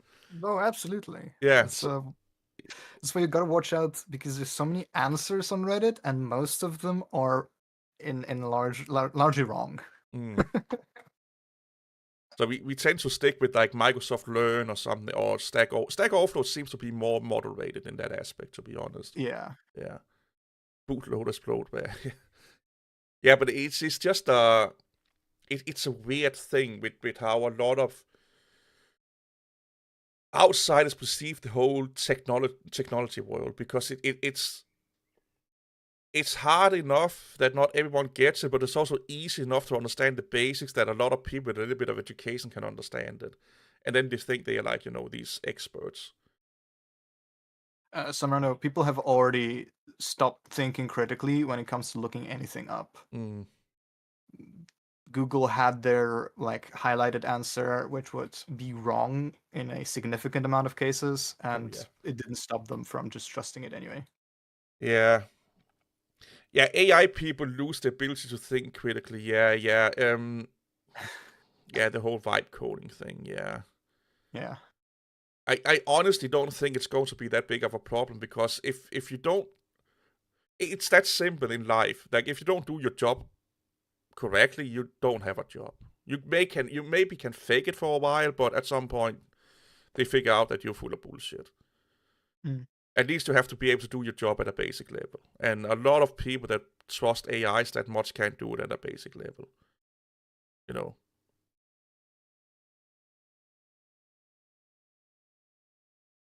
Vibe coding is... if I see anyone that do vibe coding, I will go to the manager right away and say, fire that fucking idiot. I don't care what they're using it for. Because it may... Like, here's the thing. You can do it and it will work a lot of times, but what if it don't work and then you're fucked up? And also, doing a lot of repetitive tasks is a good way, or easy repetitive tasks is a good way of maintaining the basic knowledge of what you're doing. Because if you don't use it, you lose it, you know. Yeah. So we have done a few code reviews, and we're going to do one. I think next week we'll do another one, because I hope we can do most of the features we want to implement this week. And then we go. So what we do is we take my laptop, and both of us are sitting and looking at the code, and it's like, yeah, what can we... Basically, what if anyone here is educated, pair programming, but we're doing that for code reviews. Yeah. Or if that is actually a method of programming. Yeah. Sorry. No, it's fine. Or if let's say we're working on a feature, and I deem like, okay, it's better that we both do it, because then I can maybe learn a new way, and you know, he can then, because teaching is also learning, you know. Like, you get a better understanding of what you actually are doing. So we do kind of, not a lot, but we started to do a little bit more and more peer programming, I feel like, anyway. Yeah. And I like it. It gets done faster, if you ask me, a lot of times. And we look over the code, and if he's working on, he has his own projects, and if he's working on them, I'm just continuing with what we are doing, and then I would catch him up later on. It can be a good one. I've done it for a couple. Yeah, it's like, I do like the aspect that we sit and it's just like we spent just a day just like, you know what? I'm tired. You're tired. The world's fucked up. Let's just review the code and, you know, put in some documentation, and then you're just like, and you discover a lot of fucking bullshit you've done over the, you know, not over the years, but why did I call it this fucking weird name? And it was just a temporary name, but I never fucking changed it, or something like that. Yeah. It's actually a really good thing to do. And I think a lot of people should do it more. We need to do it a little bit more sometimes. You know, the main developer should probably do it a lot of times. So. But he's sadly enough too stressed out to do it. And also, the entire thing is set up for him to work alone. Yeah, so that's another issue that developers can get into. And so I come, of course, from like a more blue-collar working area. So what we call it there was like building yourself a job, or securing yourself a job. So what that means is that you set up processes and methods and checks and balances that either only you can do or know about. And that means that basically they can't fire you. So in a development situation, that will mean that Pumpkin is the only one that knows how this works. Pumpkin is the only one that's familiar with the code. Pumpkin, you know, everything, we have to go to Pumpkin with everything. And sadly enough, that's a lot of companies do that, sadly enough. And we're kind of dealing a little bit with that right now at work, where we need to be more inclusive. Yeah. Luckily enough, me and Pumpkin we already do that from the get-go, where if I do a project, I include him like on a low level or high level or whatever, like entry level. And if he's doing something, he includes me. So if he's sick, I kind of know what he's doing. And if I'm sick or something like that, he kind of knows what I'm doing. And he can definitely take over the coding projects I do. I will probably have a harder time fixing his shit. But you need someone else to know what's going on, or else we get into situations where if the person get run over by a fucking garbage truck, we you know, like, this is how dependable we are on the main developer at work. If he gets really, really sick one day, we are fucked. Like, Yeah, if he goes down with stress, the company doesn't run. yeah, we may be able to keep it up for a few months, but then that's it. So Yeah, the saddest part is people are taught about this, at least in my education, mm, and they're being made aware of not doing that because in the long run for you and for the company, it's just a hassle. oh, he knows it. He says he's not stressed out over it, but he is stressed out. We talked about it a lot. He Yeah. does know it. But it's just like sometimes things are moving in a way that it can't be helped because he was alone for like most of that company's lifetime. It's only the last 2 years he has someone else that could help him out. So, but we're starting to go in the right direction, and we're starting to be more inclusive. Not it sounds really weird, inclusive, but we are working together way more now than we did just before Christmas, which is really, really good. But it's definitely a fucking problem. Yeah. We well, the world needs to work more together, I guess. Yeah. But yeah, I can only recommend either peer programming, code reviews with your co-workers. It's actually really helpful because we don't think the same. What we do, we tend to just argue a lot over whiteboard. Like, yeah, if we need to do something new, we just stand for like an hour just arguing and putting ideas on a whiteboard, and then we go and talk to a pretty late and come back, and then your idea was the best one or something like that. But you have to test good ideas to see if they're working or not.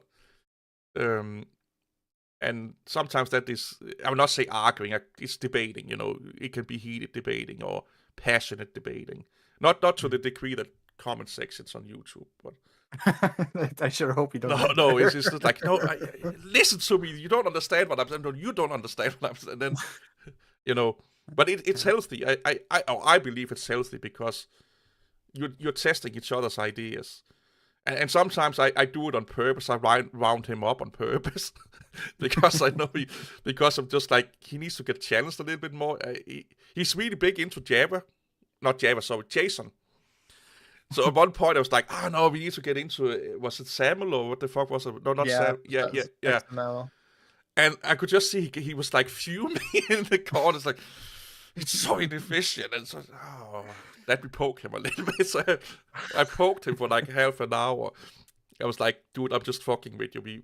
I don't care what we are using. It's just want to test your idea a little bit. Explain it to me a little bit more. Like, see if he what that I've explained that to him. But what that does is that I get 100% comfortable that he knows why we're doing stuff, and he gets 100% comfortable because, well, I can actually hold this argument up. Like, this is not just something I ripped out of my ass. I'm actually, my idea is actually not that fucking bad. Because we all can come up with ideas and then we realize, are they good or bad, So it's also a way of him getting, what is it like? Not comfortable, what is it? Self-confident about the idea and me seeing if every corners of the earth is thought about. And he does the same with me sometimes. If he's like, do you even know what you're arguing? Like, yeah, I think so. Yeah. Yeah, but it's important not to just follow something because that's what you know. That is true. Yeah. And I fall into that trap. We all fall into that trap that we just do what's comfortable and what we understand the best. So like I said with Python, I want to do everything in Python because that was where I was comfortable. Now I want to do everything in C#. Because they finally got me to learn it, Yeah. So it's a good thing to challenge each other, I think. Kant said something good. He said, sometimes when it's hard for me to understand something, it feels easier to make a tutorial about it. There actually is a method we've learned about, which is called rubber duck debugging. And the idea is, well, mostly just to get any object, like a rubber duck, that you can talk to and explain what your code is doing. Because a lot of the time what will happen is you assume what the code is doing and you don't actually analyze your own code or your own problem at hand. So if you have someone or something, the idea is not to have someone because they'll try to help you. You're meant to speak to something that can't speak back. So you're basically explaining it to yourself, and you're listening to yourself explain it, and whether that makes sense or not, and whether that's actually happening or not. That is why making YouTube videos is so fucking beneficial for me. That's why I still keep doing it. For that Yeah. reason. It's like, do I actually know what the fuck or have an idea of what I'm talking about? Because Yeah. instead of doing it to a robot dog, I'm doing it to a webcam. You know? Yeah. Or and it goes for everything. You don't have to be code work. It can also just be a philosophy idea or a thought you have. Is like, am I right about this thing? And then you try, like you said, try explaining it to yourself via robot dog. Or I used to have a picture of a dog I was talking to back in the day. Anything works. Yeah, because you're trying to explain your idea as simple as possible, and you actually, am I actually on the right track? Yeah. Yeah. I like this one. What is your favorite workflow to automate certain tasks? If you even have one. I don't know. Because I don't think I have one. Yeah, nor do I. Well, I made one. The updating script or a program I made, that would be like an automating. So I love to fuck around with Windows backend stuff. So I made a program that basically updates programs on Windows and Windows updates just by one click and open up a program. Mm. So we do a lot of those, or I do a lot of those things, but that's just for me. And mostly what I automate is just like tedious Windows tasks or admin's tasks and stuff like that. I don't know if you have anything of that nature that you do. I don't have anything that I do regularly enough to warrant automation. The only thing that would make sense would be like program updates, but we have Winget for that. That Yeah, works. yeah. So that there is a built-in tool into Windows that you can use to update all of your programs. So that's the only thing I could think of. And that's what my program is utilizing to upgrade every program. Yeah. So you say you have a habit of scripting as much as you can. That's basically what I'm doing, just in C# instead of scripting. To learn more C#. Like, that tool I made could perfectly have been a PowerShell script. It's just because I just wanted to. We have this thing about implementing it into our other tools so it auto updates the computers. Because people are really bad at auto update. We have a dedicated monitor for neofits. I mean, we figured out that the default date format has a integer overflow after 24 days. Yeah, that's right. So yeah, people are really bad at closing their computers. Do you know what neofits is? I can imagine, but explain. It's a command line tool that displays the information about your computer, RAM, storage, CPU, and stuff like that. Mm-hmm. And no, he don't have a script for that. So programs already updates along with Windows now. That's done that already with Windows updates. My job indoctrinated me to use PowerShell. Is for automation. PowerShell is super powerful. Well, that's what it's from. That's what it is. Yeah. PowerShell is like that's probably why I know a little bit more than Pumpkin does, because I have used that quite long. I have a few. I don't technically I cannot take them with me from work because I made them at work, so they own them. But I can reproduce them in a slightly different way. So it's original code, what I'm using PowerShell scripts for. But I will say at one point, you might as well just make a full-blown fucking program for automation, like a console program. Because doing it in C# versus PowerShell, C# makes it so much easier. With the libraries you can use and all that shit. It just makes it so much easier. But for simple, small, little, like, let's say you want to update Winget once in a while, yeah, use PowerShell for that. Yeah, Python is a good automation tool also. Mm-hmm. Network stack. Do we even have a network stack at work? I don't think we do. We just have no, we have a NAS server. Yeah, have a NAS and everything just sends to the NAS. Yeah, it's just everything is centered around like a entry level, or not entry level, but pro consumer NAS.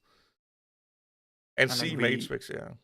we intended to have a database server, but Oh yeah, we're that still one, waiting. We're still waiting what to do with that one. uh, God damn it. yeah, but also originally we set up a database server that wasn't getting used and just fell into disrepair. Oh yeah, we had our local one, yeah. Yeah. Oh, NeoFetch. It's such a Linux thing, man. They it basically takes up half of your fucking terminal when you start it up. So you have to clear your terminal just to see any commands. You have 4 databases. Well, technically we have 3, 2 Super and Uniconta. Yeah. Oh, yeah. None of them are local though, so Yeah. they're not. We don't maintain them. Luckily enough. Because then it will be done in like super old hardware and on freeware versions of anything and changing it all until another freeware version comes out because they don't want to spend money on it.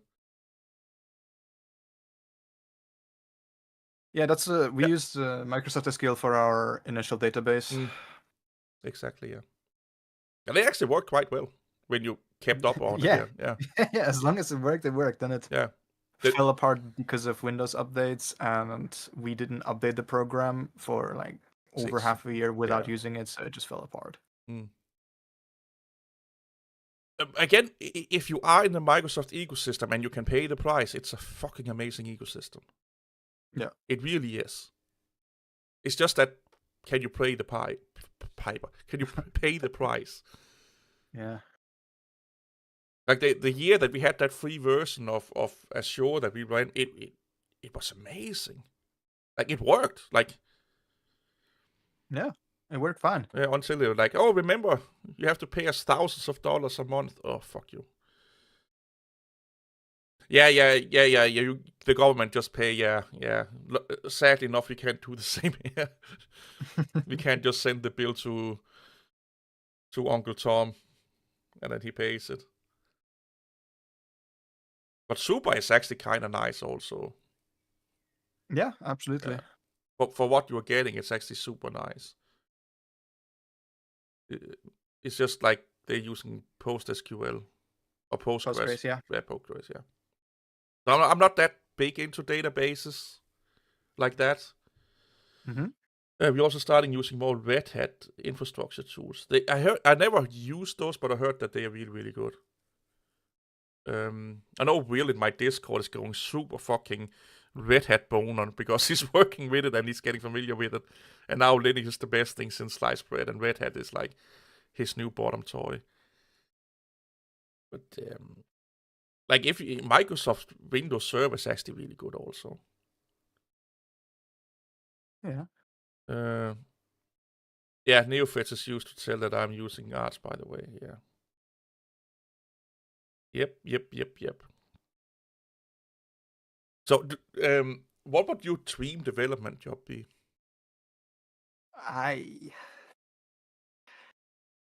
It's a difficult question. Or what like because it of course changes the older you get and where you are in life. But what would be the dream project for you to work on right now?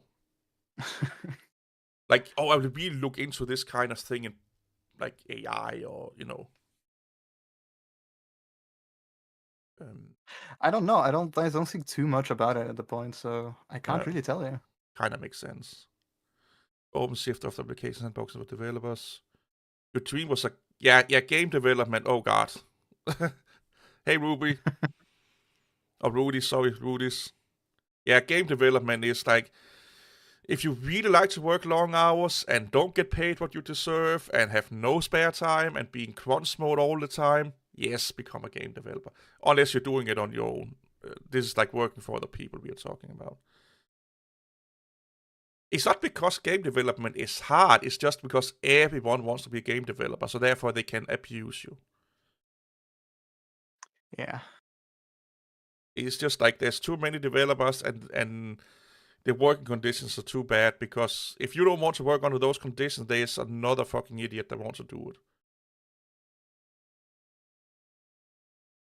It's Rudy, we have a proprietary developer in here. You can ask all the questions you want.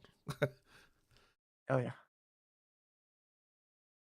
I actually wanted to be a game developer when I was a kid, but the internet was not what it is today, so I didn't really know how to go about it. We definitely did not have Copilot or anything like that. Had to go to the library to get good development books. But I'm like, I do think about like, get, like you said, is it Unity that's C# based? Yeah. Like fuck around with that and just But I don't remember which version Unity runs in, but I remember it's one of the older C# versions. I think it even runs Framework. It could be. But there is an open source engine called Godot. Yeah, That yeah, one I've heard uses about that modern one. versions. But then again, I have no idea what game I want to make. Yeah, that's also an issue. Yeah, like you need to have a vision, I think. Like, yeah, because otherwise you just open and you're like, what do I do now? Yeah, like because I see a lot of game developers. Sorry, they just like they want to be game developers, so they just make like one fucking weird ass random game after another because they don't really have a vision. They don't have like, I'm going to make the best RPG ever or something like that. It's kind of Unreal C++. But didn't Godot get into a lot of controversy? Like, about what? I don't know. They think just I've got heard. into some controversy not long ago. I don't think I've heard. Email clients. Oh, like a front end for email. So on Windows, I just use the good old standard mail client. On Mac OS, I use good old whatever that is, Mac Mail. I know you use the. Do you use any mail clients, or do you just use the web-based? I use Outlook. That's the default one that's on Windows. Yeah, it's called Mail, but it's Outlook. Yeah. No, it was the old one. No, I'm using the new one. They changed the name to Mail, or that's the internal name. But it's basically Outlook. It is Outlook. But they just changed the name to Mail, like last year or something like that. Okay. For Linux, honestly, web-based. Just use the web browser. You have it open more than likely anyway. Because I really don't think there's any good mail clients for Linux, to be honest. Yeah, they do assets flips. Yeah. They just go on to like the Unity store or something like that and then build something. But yeah, Outlook or Mail or whatever the fuck they call it nowadays is actually a really decent Windows program. And yeah, on Mac, just the same on my phone, just use the built-in tools. I don't know what do this come with. Do we even have a mail client in here? Oh. I mean, we use Zendesk, so there's probably something in that. No, I'm looking at Ubuntu here. Ubuntu. That's a company. Oh. You can't use main computer. My bad. I think I installed it without a mail client, yeah. I haven't fucked around. Well, we do fuck around with 365 on the web at work because of licenses. Some have like. So I think Pumpkin can install Microsoft Office in his user account. Me, the so and so quote unquote head of IT, can only access the web version. And I don't even think the main developer have access to full-blown. He's also only on the web version. That's why he used LibreOffice. That's why me and him use LibreOffice at work. Lovely. Yeah, and yours is because you basically your account is, I think it's just a transfer from another worker that had all those licenses. They just gave you. Yeah, I think they repurposed another because they do that. When people go away, they repurpose another account. Yeah. So they associate that license with another email address. Yeah, rename and repurpose. Yeah. Managed Engine and Trellix I've heard about. Managed Engine I have not heard about. Oh, it's a I did not know that. It's a McAfee program. No, my beloved. You don't use any Office suites? No. You actually don't. Most people don't need an Office suite. Like Google Docs is way enough for 90% of society.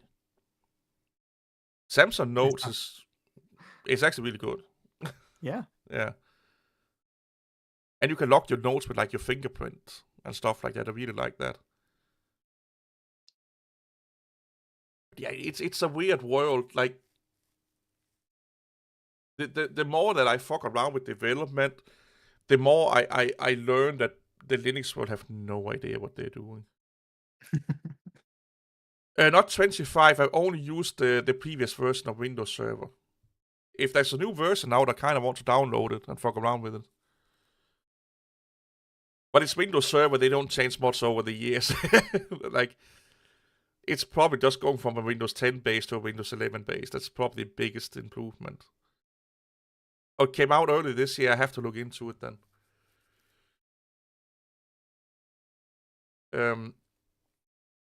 But yeah, the world works fine without open source software. You know. What the fuck was it? I just had a question in my head. Now I can't remember it. We did talk about looking at the code. Oh yeah. So again, what is it called? Educated developer. Yeah. Do people share proprietary software with other developers? Do other companies share proprietary software with other proprietary software companies? I think I know where you're leading with this.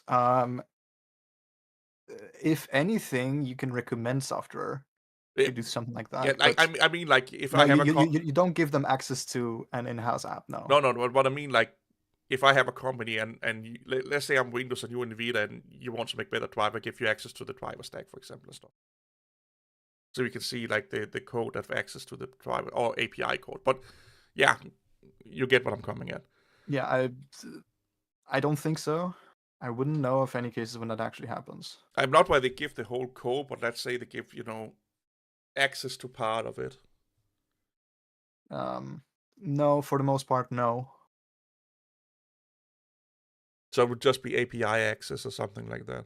Yeah, API accesses or access to the build program, so you can use the program. They don't share the code because it's company property. I know Microsoft does it, but they may also be kernel level. It's a little bit different how that works with kernel level stuff.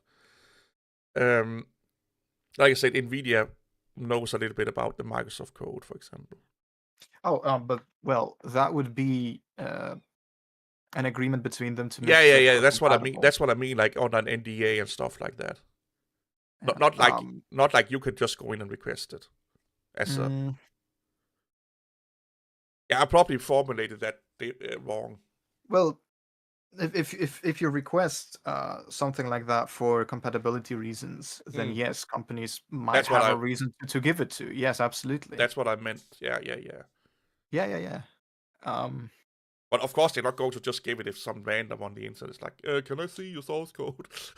No, but it also depends on the company itself. Some companies are super stingy about it. Some companies don't want anyone to have access to anything that's built in-house. Oh yeah. Like for security reasons or just for exclusivity reasons. Yeah. There are algorithms that helps people make millions and billions on the stock market, and of course it's proprietary software, that algorithm, because if you can just see like maybe a few lines, you can go basically copy what the fuck they're doing, and their whole business model is out of the way.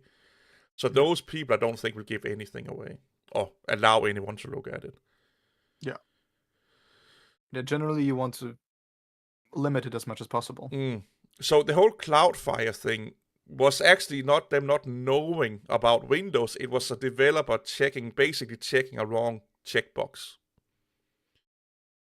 It was, as far as it may not be 100% correctly, but it was not either tested version that came out.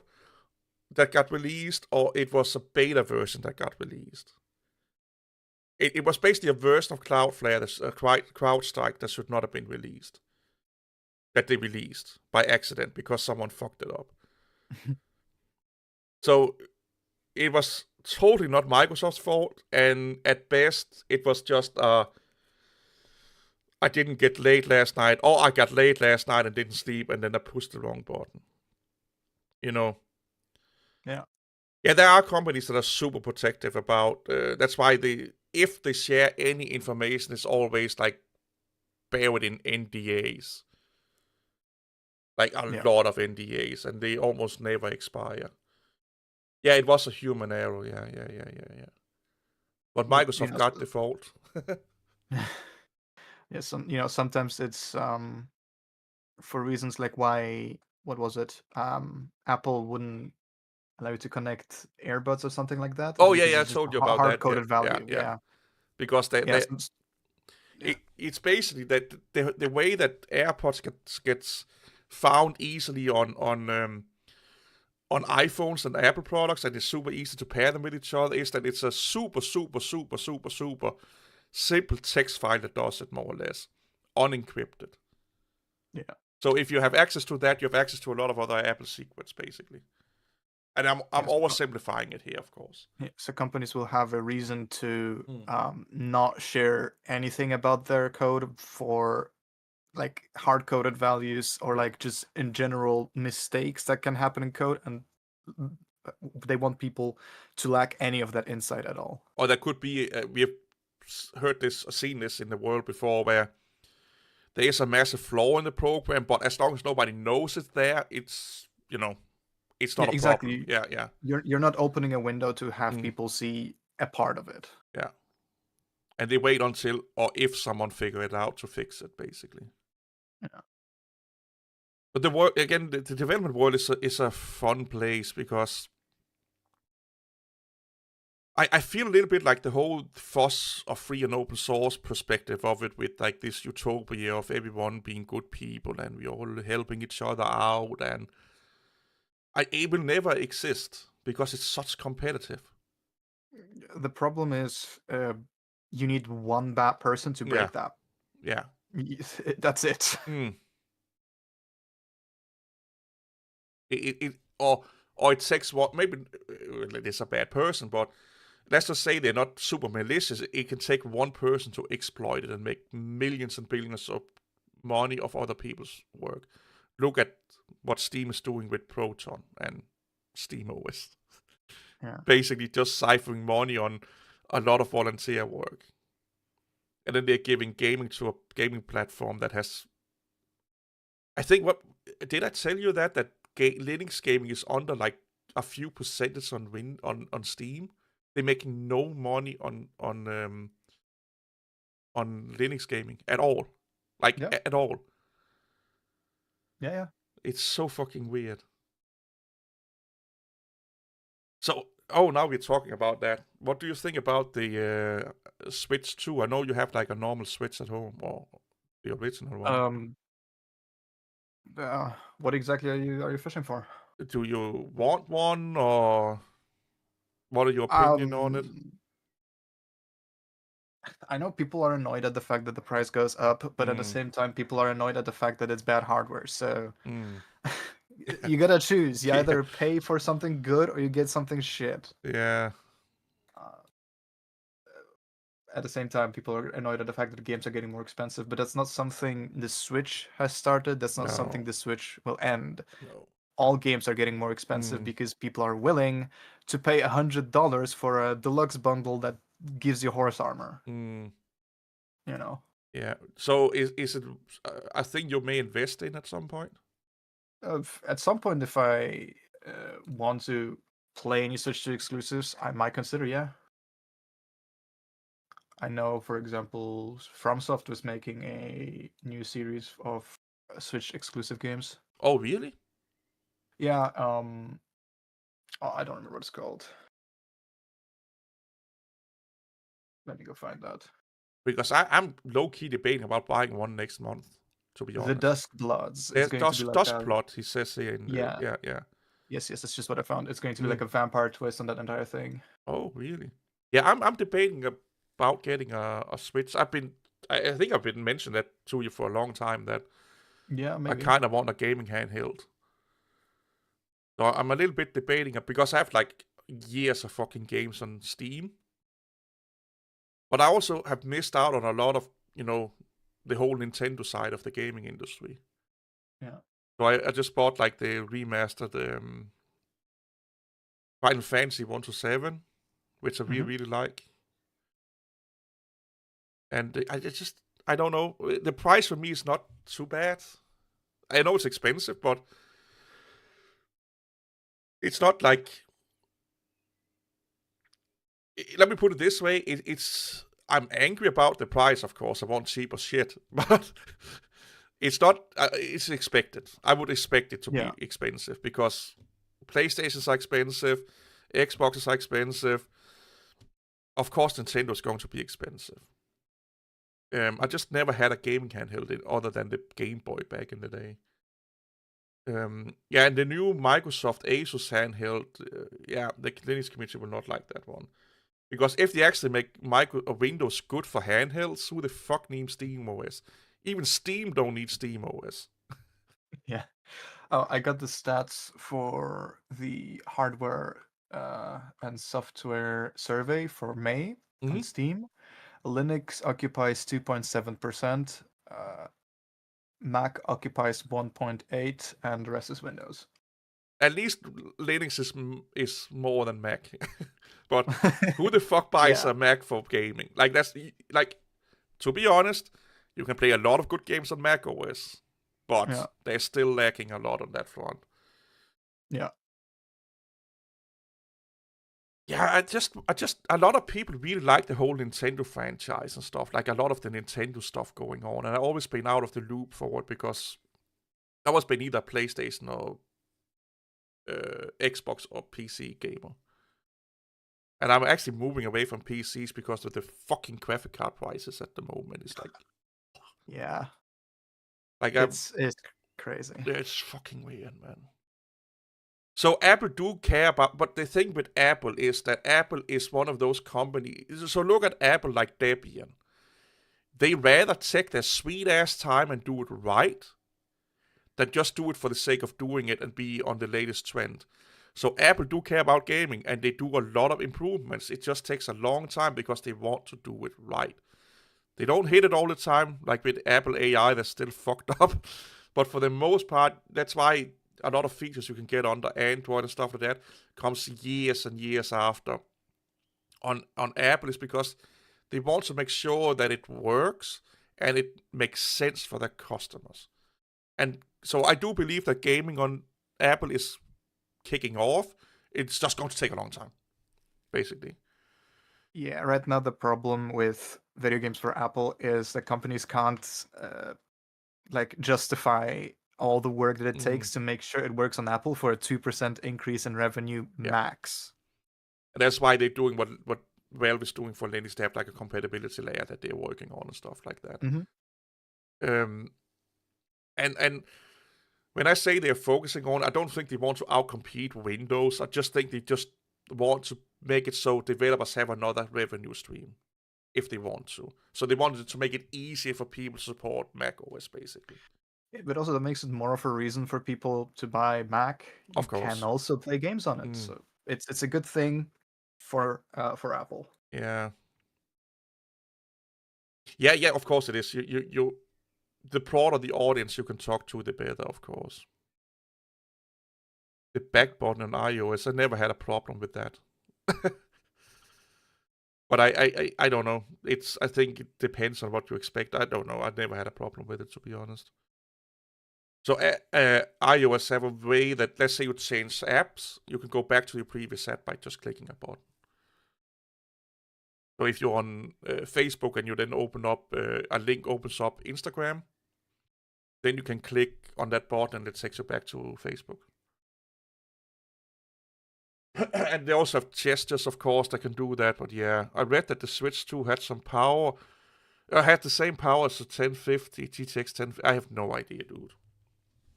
I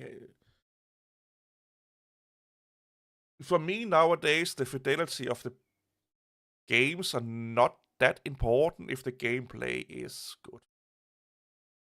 Like, I don't need like 4K 250 frames per second ray traced, for example.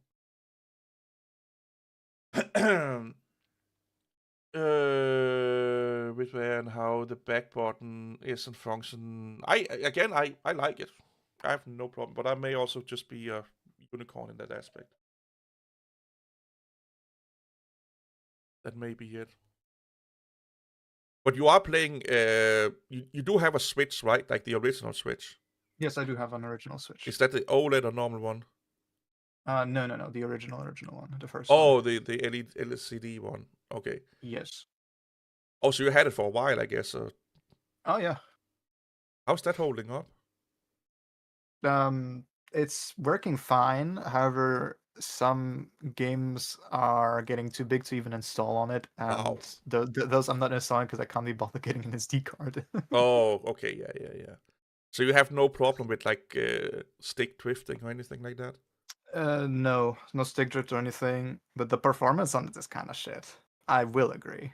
Well, it's been S- like that from the beginning, I guess. Yeah, it's Yeah. like some games, even if they're not like on paper really hard to run. Mm-hmm. So some of the Lego games, they Mm-hmm. will run at like 10 to 15 frames a second Holy on shit. max. And there is no graphic setting to tweak because it's a Switch. Oh yeah. Damn. But that's not all of them. That's only the newer ones that were developed after the Switch released. Because Mm. the low end games, the ones that don't use the like as intensive rendering, Mm-hmm. they run fine, but most of them are not adapted. I think it's in like Harry Potter that's available. Mm. You need a two. You need a second version then. Wait till the OLED comes out so everyone can fuck around with so they fix all the bugs and stuff like that. Yeah. Or you can just get like a cheap version of the other one. Minecraft and Fortnite performs like also dog shit on the Switch. Again, I have no experience with the Switch whatsoever. I never own. I honestly don't think I ever owned a Nintendo like console other than the Game Boy. Yeah, Doom Eternal. Yeah.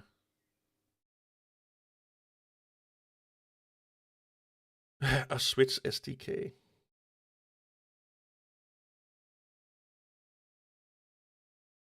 Microsoft Java or Minecraft Java is surprisingly.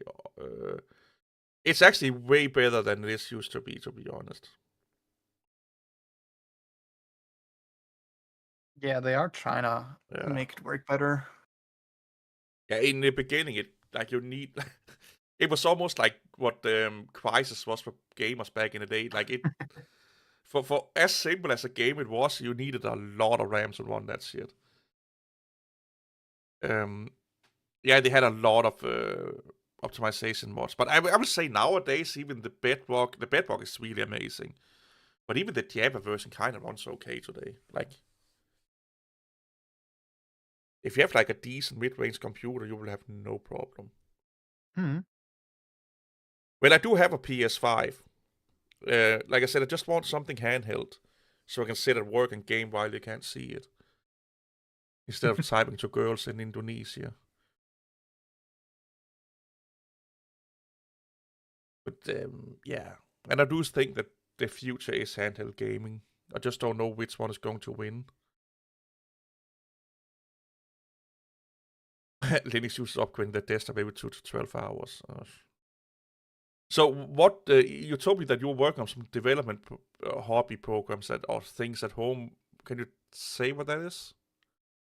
Well, the last program I worked on was a image manipulator that would filter an image to be displayed as if it was on an no, what's it called? CTV? CTV screen, right?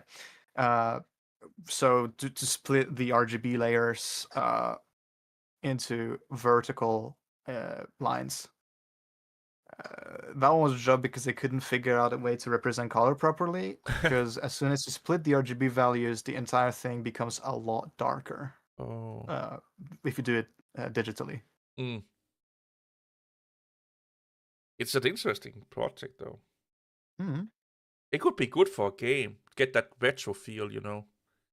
Yeah, but for that you would need to do something like shaders Oh yeah. instead, because you need to have it done real time. True. It is fun to do like hobby projects. Hmm. It's a good way of keeping your mind, sharp. Yeah. But yeah, it's yeah. I just remember you talked about it. I thought it was an interesting thing. I never heard anyone do that, to be honest. That's also why I did it. I didn't hear of anyone doing it. It could be a fun like filter for Instagram or something like that. If it works properly. Yeah.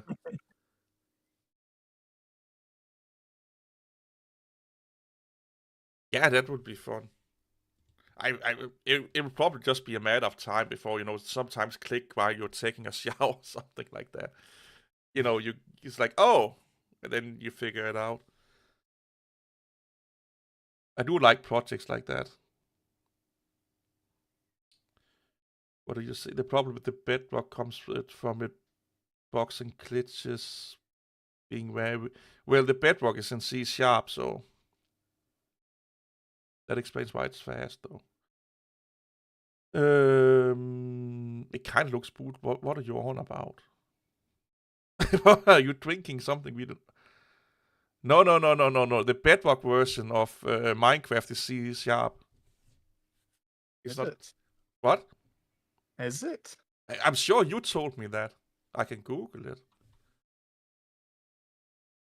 C++. I don't. I wouldn't know how they dried it in C sharp proper. Yeah, apparently it's C++. Yes. I'm sure you told me it was C sharp. So you just Google it or what? I just googled it. Yeah. Yeah, I just tried to do it. I forgot that it was not active in a browser. I was just typing in. Because maybe maybe I misspoke at some point. I don't know. It is C++. I just remember someone telling me that it was in C sharp, but yeah, Rudy, go do your thing, man. Yeah, it's because this is I'm running in a VM, of course, with Ubuntu, and sometimes you have to click twice for it to get out of the VM or something like that, and it didn't capture the keyboard the first time, so Mm-mm. yeah, apparently it's C++, yeah. But yeah, I hear there's many weird glitches there. Fucking Bluetooth zombies and skeletons being able to hit you through walls. Oh All yeah, that stuff. they had a lot of those problems in the beginning. Like you never knew. Sometimes you could just like, where the fuck did I die from? Or you just glitch through the world and die with all your loot. That was fun when that happens. I need to get back into Minecraft. I hadn't properly played it in forever. It's one of those games now where I boot them up, like once every 6 months to play them for like a week and then, and I used to live in that game. It's probably the game I played the most hours in. Mm-hmm. I used to sit in bed with an old Lenovo ThinkPad, watching Netflix and play Minecraft. Just all day long. Yeah. Anton, no big feelings about Rust. I've never really delved into it, but I hear the community is being weird about rewriting everything to Rust, so of course that's gonna be weird. Well, they're basically the Linux users of programming languages. Yeah, something to that Yeah. extent. They stock Ubuntu is actually not bad. Like, it's the only Linux where I would actually use GNOME without modifying the living shit out of it.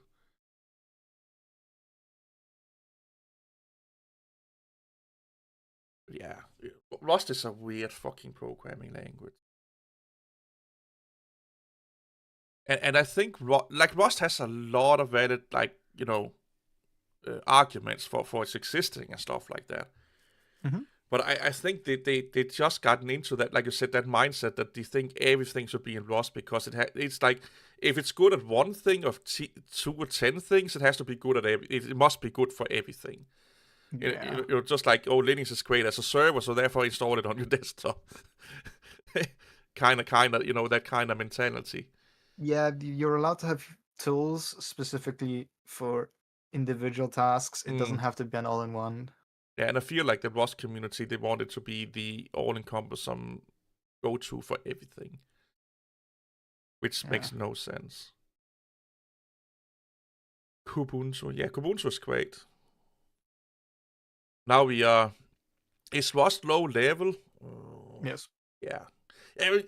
You can go lower, of course. You can go lower. Yes, but it's a low-level language. Yeah.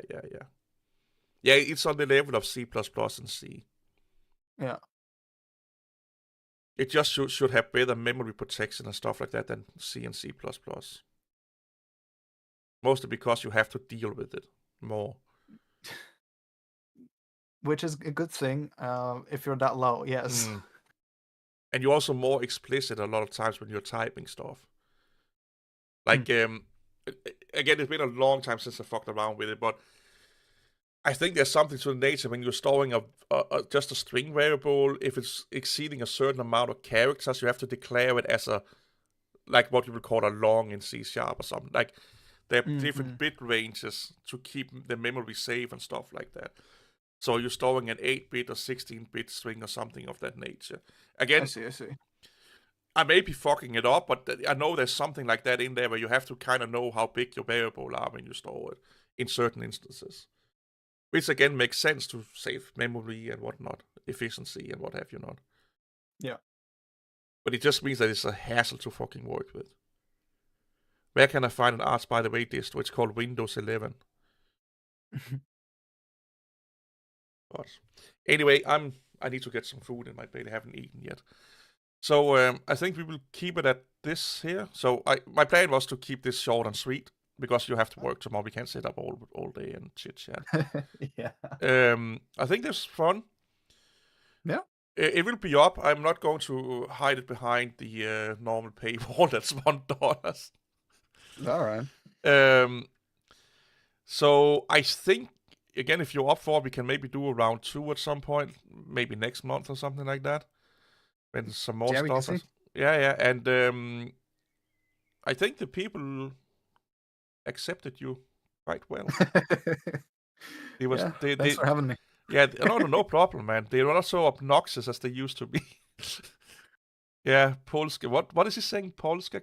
Polska Góra, Polska first. Oh. Yeah, Command, you are living in Poland, right?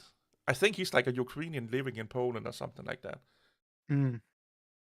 Yeah, I used to have quite a few Polish people in here.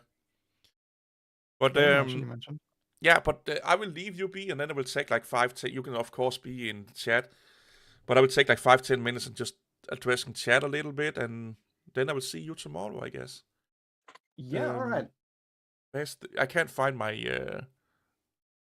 There it is. I couldn't find my Discord. I see. But yeah, take care, have fun, and yeah, we will of course are seeing each other tomorrow. So chat, say farewell to the Polish maniac, and behave, everyone. But yeah, I will talk to you later, okay? Yep, I'll see you. Okay, bye though. Anyway, peeps, I will be here for like 30 minutes more or something like that. I just need to find... Uh-oh.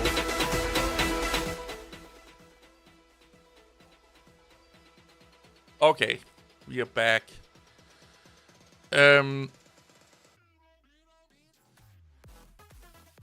Dancing, yeah, that was a little bit too loud.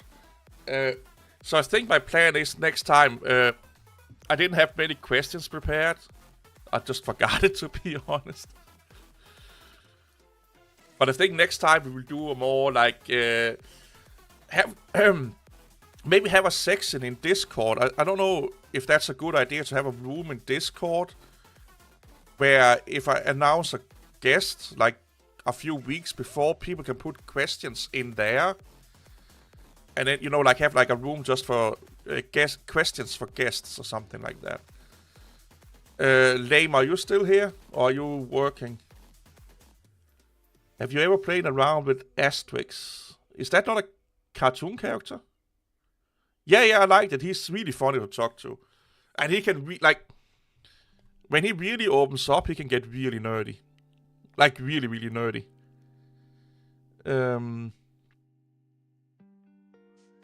Yeah, right answer have like a room that we open up every time we have a guest on, like a week or so before.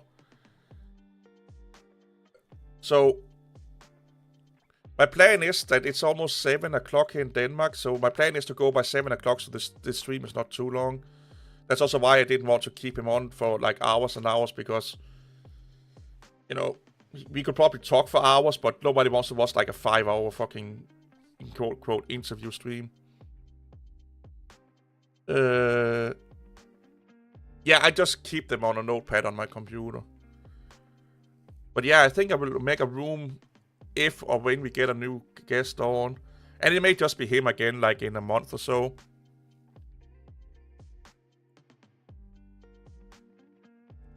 And we can talk about, I can talk with him at work about some subjects we can talk about maybe.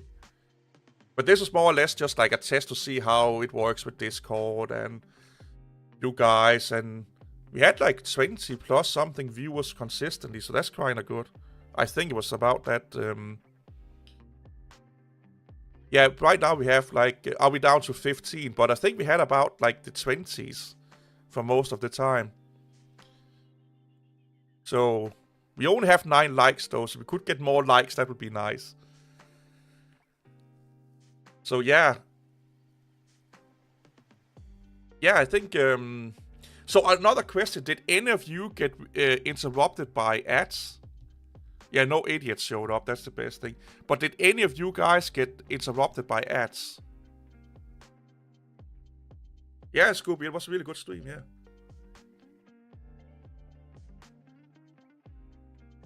Because it should be monetized, and I don't know how this whole fucking monetizing shit works on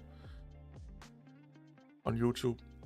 Because it told me that viewers could get ads randomly through the stream.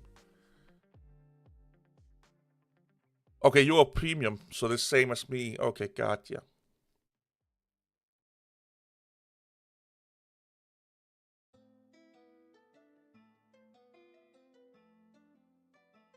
Yeah, I don't because people would probably have complained. You know? Oh yeah, Scooby, we can definitely find a day or a time for you also. I just want to have it flushed out a little bit more. So I'm using my co-worker as a guinea pig. But yeah, I'm like, he will probably also be the next one. And then I will find some more subjects and stuff like that so we can talk about, and maybe get him more, like, if he has some idea, we could talk about those also.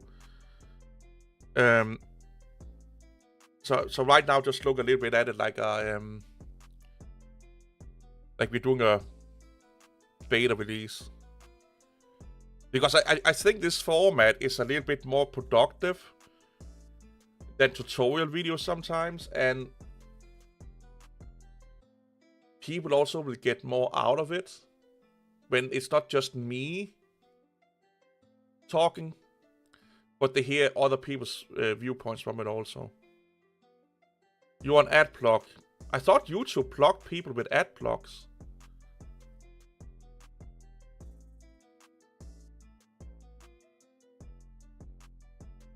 What is the Linux gaming controversy, Scooby? I may be out of the loop. Is it the whole Microsoft thingy?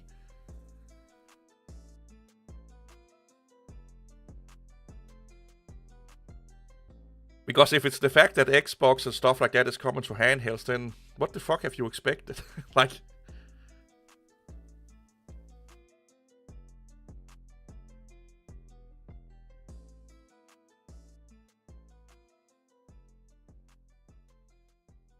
YouTube have ads for ad blockers. Oh.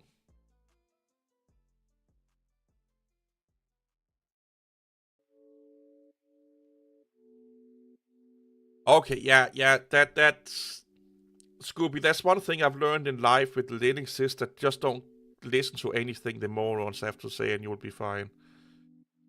You haven't had a single problem with ad block. Yeah, I've just heard people got kicked out of YouTube for it. Like, I just didn't want to load any videos for them. But anyway, I need to get some food. And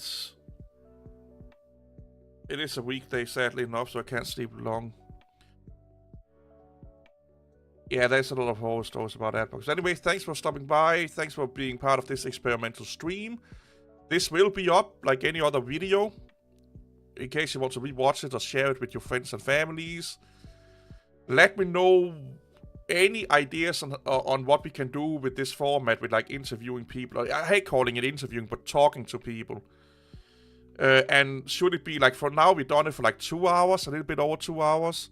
Is that too long? Should it be longer? Or should we just do it as long as the guest wants to do it? Give me that feedback in Discord. Just type subject or something. Dubai chocolate. Yeah, I almost bought one the other day. But anyway, see you all later. Thanks for stopping by. Bye-bye.